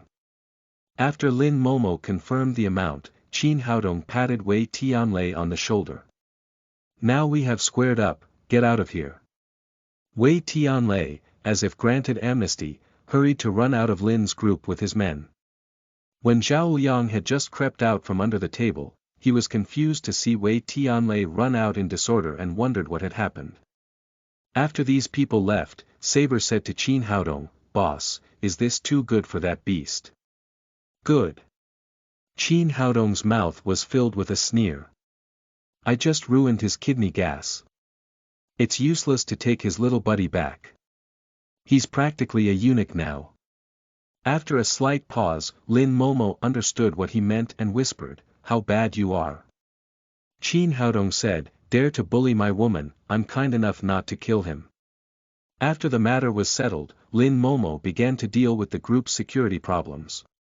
She appointed Saber as the captain of the security team, Sword as the vice captain, while Zhao Liang and other useless guards were dismissed. Those who came forward and resisted Wei Tianlei were left and were awarded a generous bonus. Just as Lin Momo was busy, Qin Haodong's mobile phone rang. It was Nalan Wuxia who called. He pressed the answer button and asked, "Officer Nalan, is there any progress in that case?" "No, we have a new case in urgent need of your help. Come here as soon as possible." "So urgent." "Well, I'll be right there." Qin Haodong immediately promised. After all, Nalan Wuxia had helped him several times, so how could he stand aside when she encountered difficulties? "Hurry up, I'll be waiting for you in the criminal police unit." Then she hung up. With the divine mercenaries here, Qin Haodong no longer worried about Lin Momo's safety. After some arrangement, he drove to the criminal police unit. Chapter 58. Experts from the capital. You are listening at novelfull.audio. Chapter 58. Experts from the capital. When Qin Haodong came to the criminal police unit, Nalan Wuxia was sitting in her office anxiously waiting for him. Beside her was Wang Jianfeng, the captain of the criminal police unit. Seeing Qin Haodong enter the door, Nalan Wuxia said happily, "Dr. Qin, you finally come." Wang Jianfeng said, "Little Qin, I'm sorry we have to trouble you again, but this case is of great importance. We really have no better way, otherwise we won't call you here." "Captain Wang, don't stand on ceremony. I can help you with anything." Then Qin Haodong sat down beside Nalan Wuxia. Wang Jianfeng said, "Captain Nalan, please tell Dr. Qin about the case. We have news from Burma's informer that there was a bumper harvest of opium poppy in the Golden Triangle area this year, an increase of 30% compared with ordinary year, which directly leads to the difficulty of drug control in Jiangnan province and even in the whole country. According to internal information, the drug traffickers in the Golden Triangle area were ready to sell all the increased drugs to our country because of the large population, the rapid economic development and the balloon of people's income in our country. In order to cut off the drug trade in the Golden Triangle area and fight the anti-drug war in an all-round way, the police department had set up a special task force." Qin Haodong asked, "What does this have to do with Jiangnan?" "According to the latest reports, Burma's drug traffickers have sent hatchet men to our country with a large number of drugs to try out ways to deliver drugs, and this hatchet man chose Jiangnan City as his target," Nalan Wuxia said. Qin Haodong nodded inwardly. The police of Huaxia employed huge force in fighting against drug trafficking. It seemed that the spies had entered the top level of drug traffickers since they could get such accurate information. "According to the information obtained, we have controlled the suspect and brought him to the criminal force unit. But after careful search, even using anti-drug dogs, we have not found where the drugs are. Later, we conducted a shock interrogation on the suspect, but the effect was very unsatisfactory. Now, 19 hours have passed and nothing has been achieved." Wang Jianfeng said, "The suspect is a young man of about 30 years old, taking a child who has just reached the age of 1, which brings great difficulties to our interrogation. Now the problem is, if we can't find any strong evidence in 24 hours, we'll have to let him go. The release of the suspect will show that our Jiangnan police are powerless to deal with the latest drug delivery in Myanmar, and that a large number of drugs will probably flow into Jiangnan. In this case, we think of Dr. Qin. We want you to use hypnosis to help us interrogate the suspect." Nalan Wuxia said, "This case has been reported to the Chinese Police Department, which attaches great importance to it. Fang Chuanxiong, the head of the Special Task Force, has taken 2 interrogation experts on the way to Jiangnan. However, our Jiangnan police will feel shame if depending on the police department to solve the case. So we want to solve the case quickly before the 2 experts arrive. We need your help." Qin Haodong said casually, "No problem. It's only a few minutes to interrogate a little hatchet man." But just then, the door opened with a middle-aged police officer coming in from outside. Behind him were 2 men in their 50s. Although they looked gentle, their pride could hardly be concealed. After a slight pause, Wang Jianfeng immediately welcomed him and said, "Leader Fang, you are so quick. Nalan Wuxia also stood up, and she whispered in Qin Haodong's ear, "This is Fang Chuanxiong, the head of the special task force. Those two people should be interrogation experts. I didn't expect them to come so soon." After some greetings, Fang Chuanxiong sat down and said, "Captain Wang, how is the case going?" Wang Jianfeng said with some embarrassment, "There has been no progress, no drugs found, and the suspect kept his mouth shut, so far there is no breakthrough." Fang Chuanxiong frowned, he looked at his watch and said, "The case has passed for 19 hours. How come there is no result at all? What's wrong with your investigation work?" Wang Jianfeng's cheeks were flushed but he had nothing to say. As the saying went, officials one rank superior crushed the inferior. Moreover, he was more than one rank inferior to Fang Chuanxiong, who was one rank higher than the chief of the Public Security Bureau in Jiangnan City. And it was true that he failed to solve the case quickly, so he could only listen to what Fang Chuanxiong said. At this time, a tall and thin expert with glasses said, "Captain Fang, they are not to blame. Jiangnan is a small place. The police are inexperienced and incompetent in handling cases. It's normal that they can't solve such big cases." This sounded like a defense for Wang Jianfeng, but in fact, it belittled the ability of the whole Jiangnan police to handle cases. Nalan Wuxia said with a sunken face, "This gentleman, please respect our Jiangnan police." The other pudgy expert grinned coldly and said, "If you want to be respected, you have to have that ability. If you have the ability, you don't have to invite us here." Nalan Wuxia said angrily, "Without you, we Jiangnan police can solve the case as well, and no one invited you to come." The pudgy expert was obviously arrogant and used to be worshipped everywhere like the moon. Now a little policewoman didn't give him face like that. He immediately got angry. "Since you have the ability, why haven't you got the result yet?" "That's because I just arrived. If I came early, the case would have been solved." Qin Haodong couldn't bear to see these two self-righteous guys who prided themselves on being a veteran. He stood up to speak for Nalan Wuxia. "Who are you?" The pudgy expert looked at Qin Haodong and asked. Seeing them falling into a quarrel, Wang Jianfeng hastily explained, "This is Dr. Qin Haodong, who was invited by our criminal police unit to help us solve this case." As soon as he said this, the two experts laughed together and said, "You Jiangnan police can't admit your incompetence, yet you even asked a doctor to help the interrogation. I have lived for more than 50 years and have never heard such a funny joke." Wang Jianfeng's face also changed, and he said, "Dr. Qin is very proficient in psychology and once he helped us." Before he could finish speaking, Fang Chuanxiong interrupted him impatiently, "Well, there's not much time left. Let's seize the time to do business." He stood up and said to Wang Jianfeng, "Where is the interrogation room? Let the experts start working immediately." Obviously, he did not take Qin Haodong into account at all, thinking that a young man in his 20s wouldn't be helpful in the trial of the case. Wang Jianfeng was very clear about Qin Haodong's abilities. He didn't give up hope and said, "Captain Fang, why don't you let Dr. Qin try first? Then experts can start later." The expert with glasses said unhappily, "What do you mean? Would a little doctor's interrogation level be higher than ours?" "There's no need to waste time," said the pudgy expert with a haughty face. "No one in China can solve this case in 5 hours except the two of us." Fang Chuanxiong was not satisfied with what Wang Jianfeng had done. He said in a cold voice, "Captain Wang, we have no time to waste. Lead the way quickly." Shaking his head helplessly, Wang Jianfeng took them to the interrogation room. Nalan Wuxia said indignantly, "D**mn things, they think they're great because they are from the capital." Qin Haodong didn't care.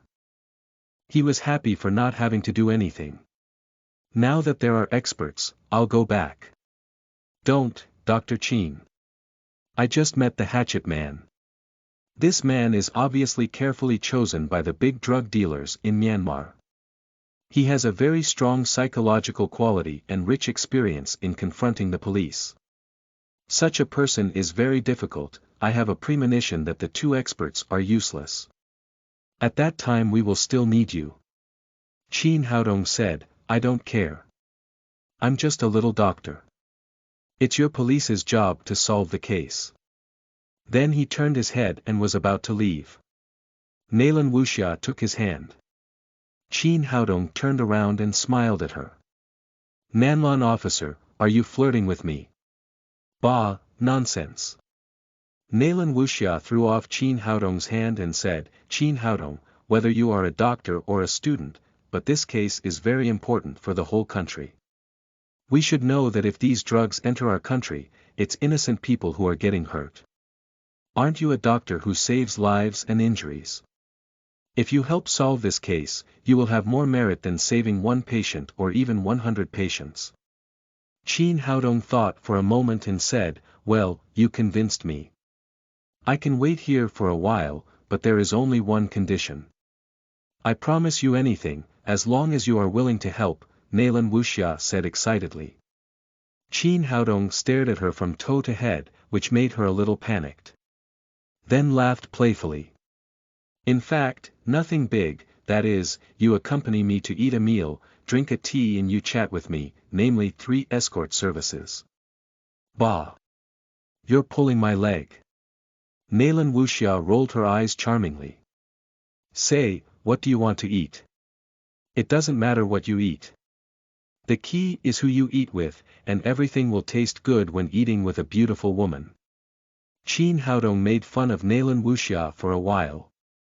They had dinner together and then the long wait began. Time passed quickly, and 4.5 hours had passed while waiting, but there was still no news coming from the interrogation room. Fang Chuanxiong was calm at first, thinking that the 2 experts he brought would be able to manage the case quickly, but with the passage of time, he began to be restless and paced back and forth in the hall of the criminal police unit. As the head of the special task force, of course, he hoped that his first case would be handled perfectly, but now it seemed very difficult. Wang Jianfeng accompanied him all the time, and he also looked anxious. Only Qin Haodong looked relaxed. He chatted with Nalan Wuxia at the corner, sometimes making her giggle and sometimes blushing. 10 minutes later, with only 20 minutes to go from 24 hours, the door of the interrogation room opened and the 2 experts came out. Well, the big experts come out. They're really an expert. They solved the case when there are still 20 minutes left. It seems that we should go out and celebrate it, Qin Haodong said with a laugh. Fang Chuanxiong also asked eagerly, how about the case? The 2 experts were extremely embarrassed, and the man with glasses said in a low voice, Captain Fang, the suspect is too cunning, so there's no result yet. Don't you say that the Jiangnan police are incompetent? You are a great expert from the capital. How can you not even solve this problem? This guy had just publicly belittled the Jiangnan police, so Nalan had been suppressing her anger. Ah! The expert with glasses didn't expect to fall into this awkward situation. He blushed and couldn't speak. The pudgy expert said, in fact, we are not to blame. The time left was too short. If we intervene in the first place, we should surely be able to elicit the truth. Qin Haodong said, big expert, just as you said, only you can solve this case in 5 hours in the whole country. Why is time too short now? Chapter 59. A slap on the face. You are listening at novelfull.audio. Chapter 59. A slap on the face. There. The pudgy expert had nothing to say, but he was obviously more thick-skinned than the man with glasses.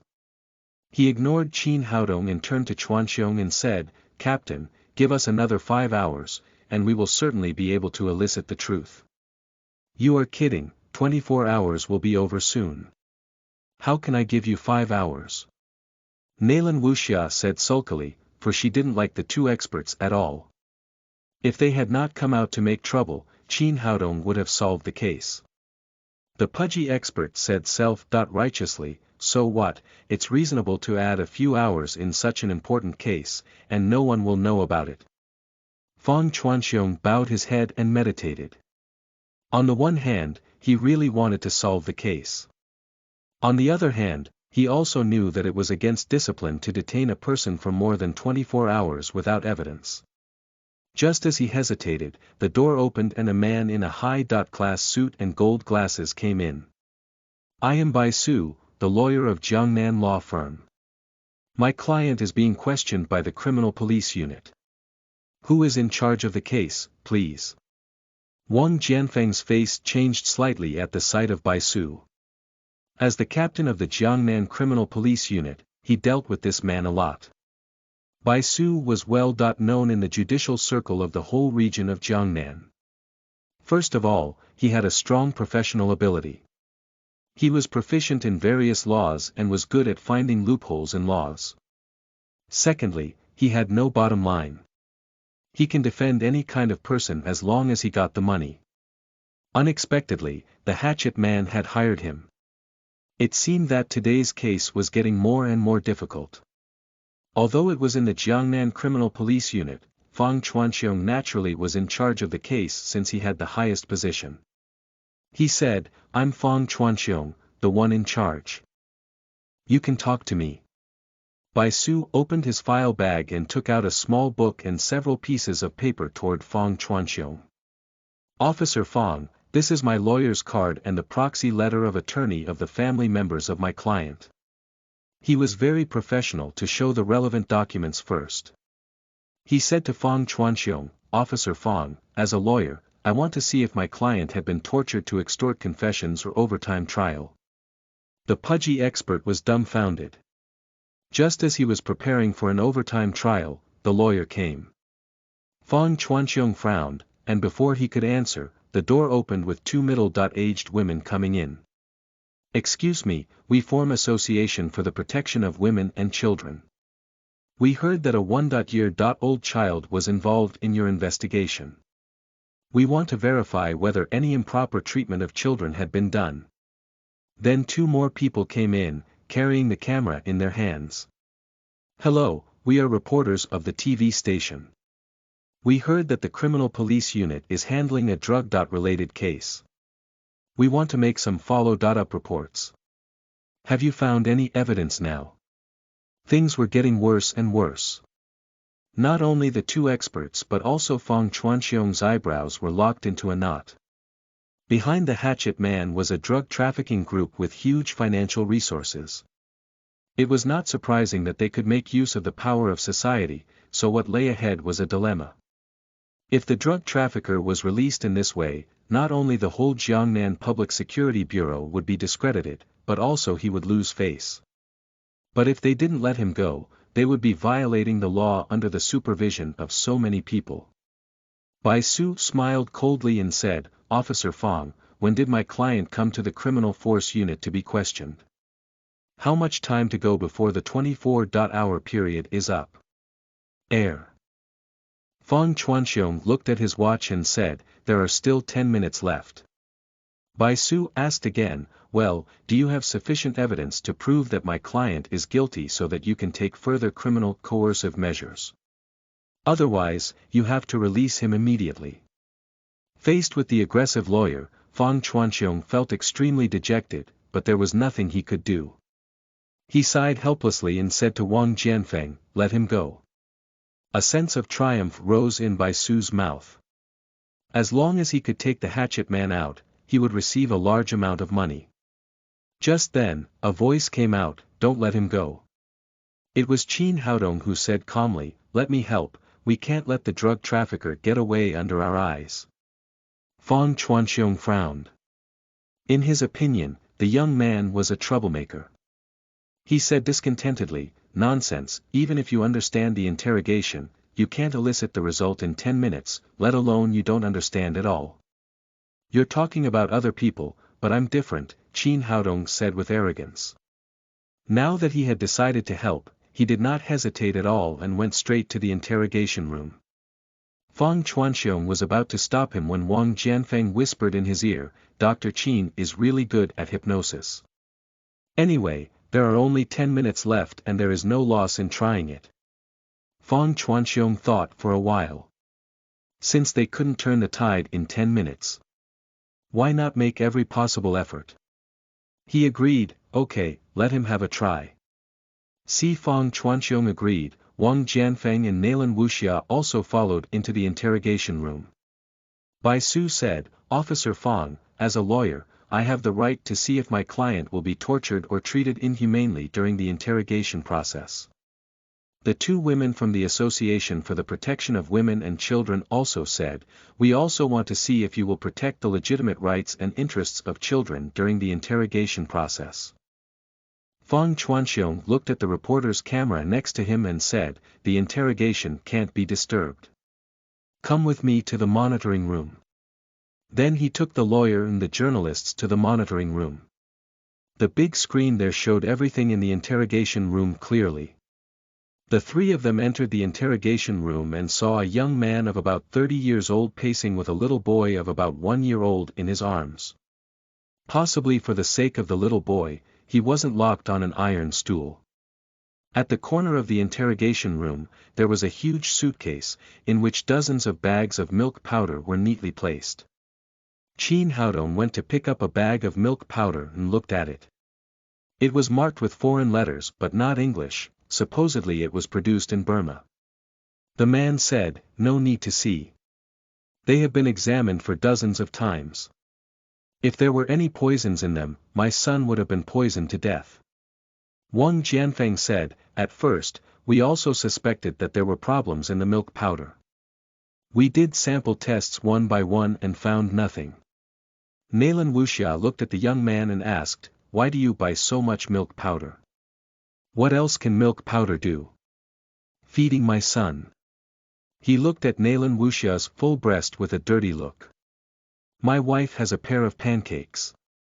If she had what you have, I don't need to buy any milk powder. My son and I would both have more than enough milk to drink. You are courting death. Being openly teased by this guy, Nalan Wuxia was furious. She was going to teach him a lesson, but Wang Jianfeng stopped him. The reporters and the lawyer were outside, so it was not the time for impulsive action. The young man laughed fearlessly and said, why don't you hit me if you dare? Don't think I don't know that you're going to let us go in 5 minutes. I will sue you if you dare to move one of my fingers. Is this your son? Qin Haodong interrupted his aggressive speech. Being questioned on the identity of the child, the young man's face changed, and he was about to curse when suddenly his face slightly stagnated. Obviously, he had been caught by Qin Haodong's mind. Bewitching. Not my son. I haven't married yet, the young man answered honestly. Where did the child come from? Qin Haodong asked again. I stole him, to use him as cover for the transport of drugs. As soon as he said this, everyone's looks changed. He not only admitted drug trafficking, but also the case of child abduction. Fong Chuanxiong's face showed a look of ecstasy. He could take the guy into a criminal detention with what he said, and they would no longer be subject to 24-hour restrictions. The two experts were confused. Just now he couldn't elicit anything from the experienced hatchet men. But the guy confessed everything after a few words from Qin Haodong. Could he have magic? Bai Su colored up with annoyance, he muttered a curse, idiot. Qin Haodong smiled and asked, how many drugs have you brought out this time? Not too much, 10 kilograms, the man said. Where did you hide it? This was the most critical part. After Qin Haodong asked, everyone's heart hung up. They would be able to convict the hatchet man if they could find the drugs. Otherwise, it would be empty talk. Wang Jianfeng and Nalan Wuxia were very nervous. The success of the case was at hand. The man pointed to the suitcase and said, right there. What do you mean? Why didn't we see it? Qin Haodong asked. This suitcase was specially made. It's made of raw materials mingled with drugs. It can't be seen from the outside. But you will find this suitcase especially heavy when you lift it. So much milk powder is taken to divert your attention and cover the weight of the suitcase. All the policemen were enlightened at his words. The drug traffickers became more and more sophisticated in their means of crime that they could hide the drugs under the eyes of the police. Nalan Wuxia looked at Qin Haodong with admiration. If he hadn't elicited the answer, they would never figure out that there were drugs hidden inside the suitcase. Qin Haodong smiled slightly. The case had been solved so far. He asked again, drugs are hidden inside the suitcase, how to extract them? The man said, our experts have arrived in Jiangnan. After I take the suitcase there, every gram of the drugs can be recovered by chemical means. Since the hatchet man confessed, it was meaningless for Bai Su and others to stay there. They left the criminal police unit in a grievance. They were bribed to look for trouble, however, it didn't work at all. Subsequently, Qin Haodong asked several questions according to Wang Jianfeng's request, including the drug case and the story of the child. The whole interrogation room was monitored by video, so Qin Haodong was not afraid if the man should withdraw his words. He left the interrogation room after questioning and left the issue to the police. As soon as he went out, Fang Chuanxiong warmly came to him. He took Qin Haodong's hand and said, thank you, young man. Thank you so much. Nothing, just a case of lifting a finger for me. Master, you're the master of interrogation. I'm so sorry for having offended you. Fang Chuanxiong apologized again and said, young man, our police department is in urgent need of such talents like you. If you want, I will transfer you to a special department immediately. You don't have to worry about the treatment. Mr. Fang, thank you for your kindness, but I'm a doctor. It's okay to help the police, but I'm not interested in being a policeman. Qin Haodong refused without hesitation. What a pity, Fang Chuanxiong said with regret, and then took out a business card and said, Brother Qin, this is my business card, come to me if you need any help. Qin Haodong nodded, took his business card and put it in his pocket. The two experts standing behind Fang Chuanxiong were extremely embarrassed. They had just watched the whole interrogation process, which could be called a miracle. They didn't get anything for 5 hours, but Qin Haodong got it all done in 5 minutes. That was like a slap on the face. Chapter 60. Picking up a big star. You are listening at novelfull.audio. Chapter 60. Picking up a big star. After the result of the interrogation came out, the whole criminal police unit was busy. Qin Haodong had nothing to do, so he drove back by himself. It was almost midnight and there were not many pedestrians on the road. Although he was driving the Honda today, his speed was still very fast and he overtook other cars frequently. When passing a Mercedes-Benz, Qin Haodong took a subconscious look at it. The windows of the Mercedes-Benz were covered with shading film, but Qin Haodong's vision was far beyond the ordinary people. He saw a woman tied to the back seat of the car with her mouth sealed. Undoubtedly this was another kidnapping. He had just experienced the kidnapping of Lin Momo and his little girl. He couldn't bear the dirty act of kidnapping a woman. His heart was on fire at once, so he turned sharply and blocked the way of the Mercedes-Benz. The Mercedes-Benz stopped amid a sharp braking noise. Do you know how to drive? A curse came from the Mercedes-Benz and 2 men in black suits jumped down. Qin Haodong got out of the car and walked toward the 2 men with a smile. A crop-haired man at the front scolded Qin Haodong, are you fucking crazy? Did anyone drive like that? Go to hang yourself if you want to die. Another long-haired man held him back and said, second brother, let's forget it. We still have a business to do. He didn't hit us anyway. Let's go now. Lucky for you. Generally I would beat you until your mother couldn't recognize you. The crop-haired man scolded again and turned to their car. Stop, do I allow you go? Qin Haodong said. What else do you want? Did your skin get itched? The crop-haired man said angrily. The long-haired man pushed him aside and said to Qin Haodong, we didn't collide, so why are you bothering? I have to figure out one thing. Qin Haodong pointed to the Mercedes-Benz and said, what's the matter with the woman behind? After hearing this, the faces of the two men changed. The long-hair man looked at Chin Haodong coldly and asked, "Who are you, boy?" Chin Haodong said with a smile, "I'm just passing by. I was curious and want to know what's going on." The cropped-haired man said fiercely, "Get out of here, I tell you, there are things you can't inquire about, and there are people you can't afford to offend." Chin Haodong laughed and said, "I've been curious since I was a child. I'd like to see who I can't afford to offend if you say so. Boy, do you want to die?" The cropped-haired man said with a punch toward Chin Haodong. The punch was so vigorous that it seemed he had some skill. Chin Haodong didn't bother to waste time. He kicked the cropped-haired man on his stomach and made him fly out directly. At this time, the long-haired man also rushed over. Chin Haodong kicked him away too. The two of them stacked together. After beating these two men, Chin Haodong rushed to open the door of the Mercedes-Benz and saw a woman lying on the back seat, looking at him in horror.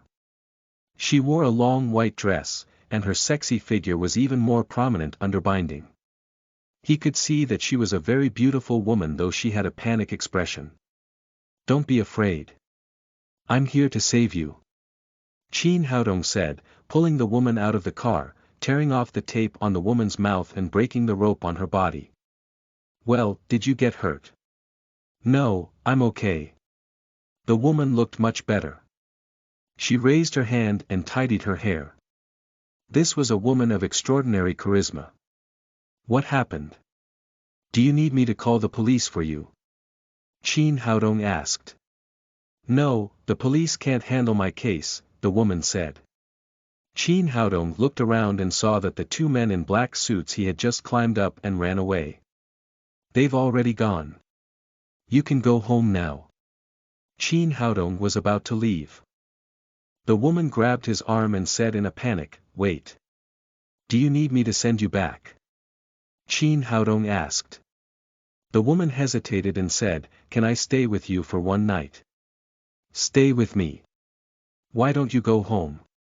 Chin Haodong was quite surprised. Although this woman was very beautiful, but it wasn't decent that she should offer to stay with him. The woman looked up at Chin Haodong and asked, "You don't know me?" Chin Haodong felt puzzled. He looked at the woman carefully and confirmed he didn't know her. He asked, "Have we ever met before?" The woman apparently did not expect this answer.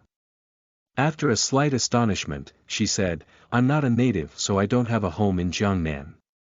I was living in a hotel, but now you can see that it's unsafe there and I'm afraid to go back for the time being."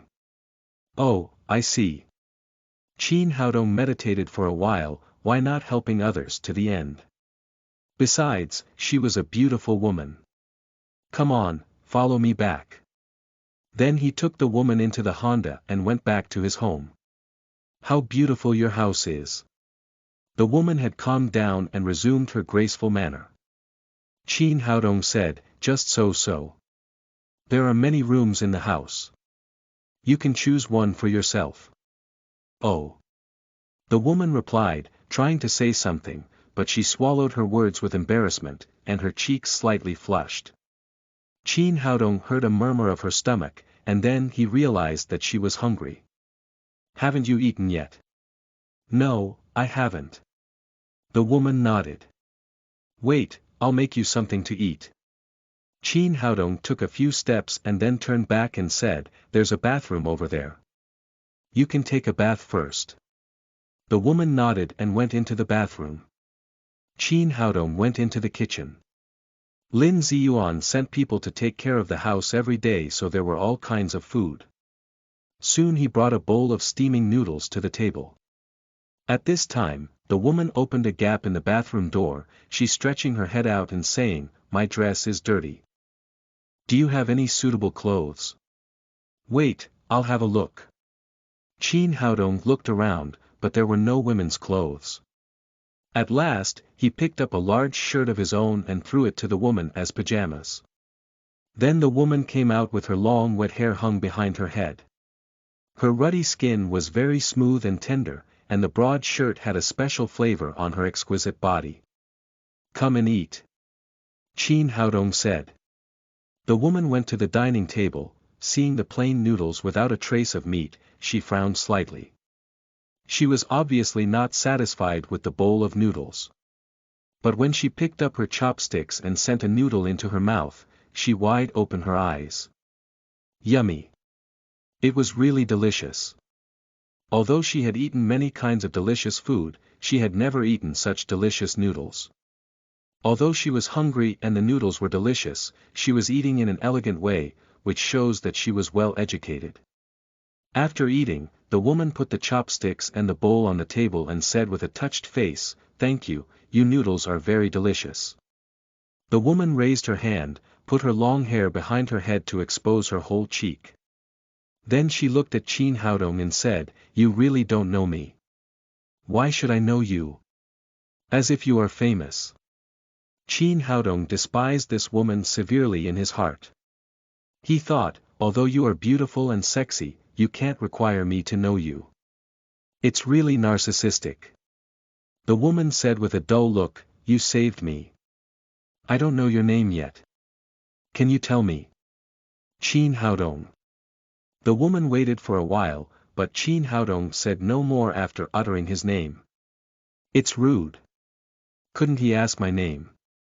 Since he couldn't, I have to say it myself, thought the woman. The woman hesitated and said, "My name is Ouyang Shanshan." "Oh. Good name." Qin Haodong said casually, but soon he realized there was something wrong. Ouyang Shanshan. Why the name so familiar to him? It seemed that the big star his daughter mentioned was also called Ouyang Shanshan. Could it be so coincidental that he picked up a big star to home? Your name is Ouyang Shanshan. Yes. You are a singer. I'm also involved in film and TV plays. Great, it's really you. Qin Haodong was suddenly excited. Didn't you not know me just now? Ouyang Shanshan muttered slowly, apparently dissatisfied with Qin Haodong's neglect just now. Human's mind was hard to grasp. It was annoying to be recognized everywhere at ordinary time, but she felt very lost when she met someone who didn't know her. But suddenly she found that Qin Haodong took out his mobile phone and compared her with the photos on his mobile phone. What did that mean? Was he afraid that she would cheat him? Ouyang Shanshan's guess was right. Qin Haodong was indeed checking her identity against the query results of the search engine. He had to be careful about this. He promised to get a signature photo. But it would let the little fellow down if he got a fake signature. After checking, Qin Haodong nodded with satisfaction. Yes, it's you indeed. You haven't answered my question yet. How do you know my name if you can't recognize me? Oh. I don't know you, but my daughter likes your song very much. Your daughter? How old are you that you already have a daughter? Ouyang Shanshan asked in surprise. Qin Haodong didn't bother to explain when being asked too many times. It's my goddaughter. Oh. Ouyang Shanshan nodded. Well, do you have a signature photo? May I have one? Qin Haodong asked. He hadn't fulfilled the promise he made to his daughter yet. Today he met the real person, surely he would seize the chance. No, I was kidnapped and I wasn't attending a fan meeting. I didn't take such thing with me, Ouyang Shanshan said. If you like, I can take a picture with you. No. No. It's my daughter who wants your photo. Qin Haodong was in a bit of a dilemma.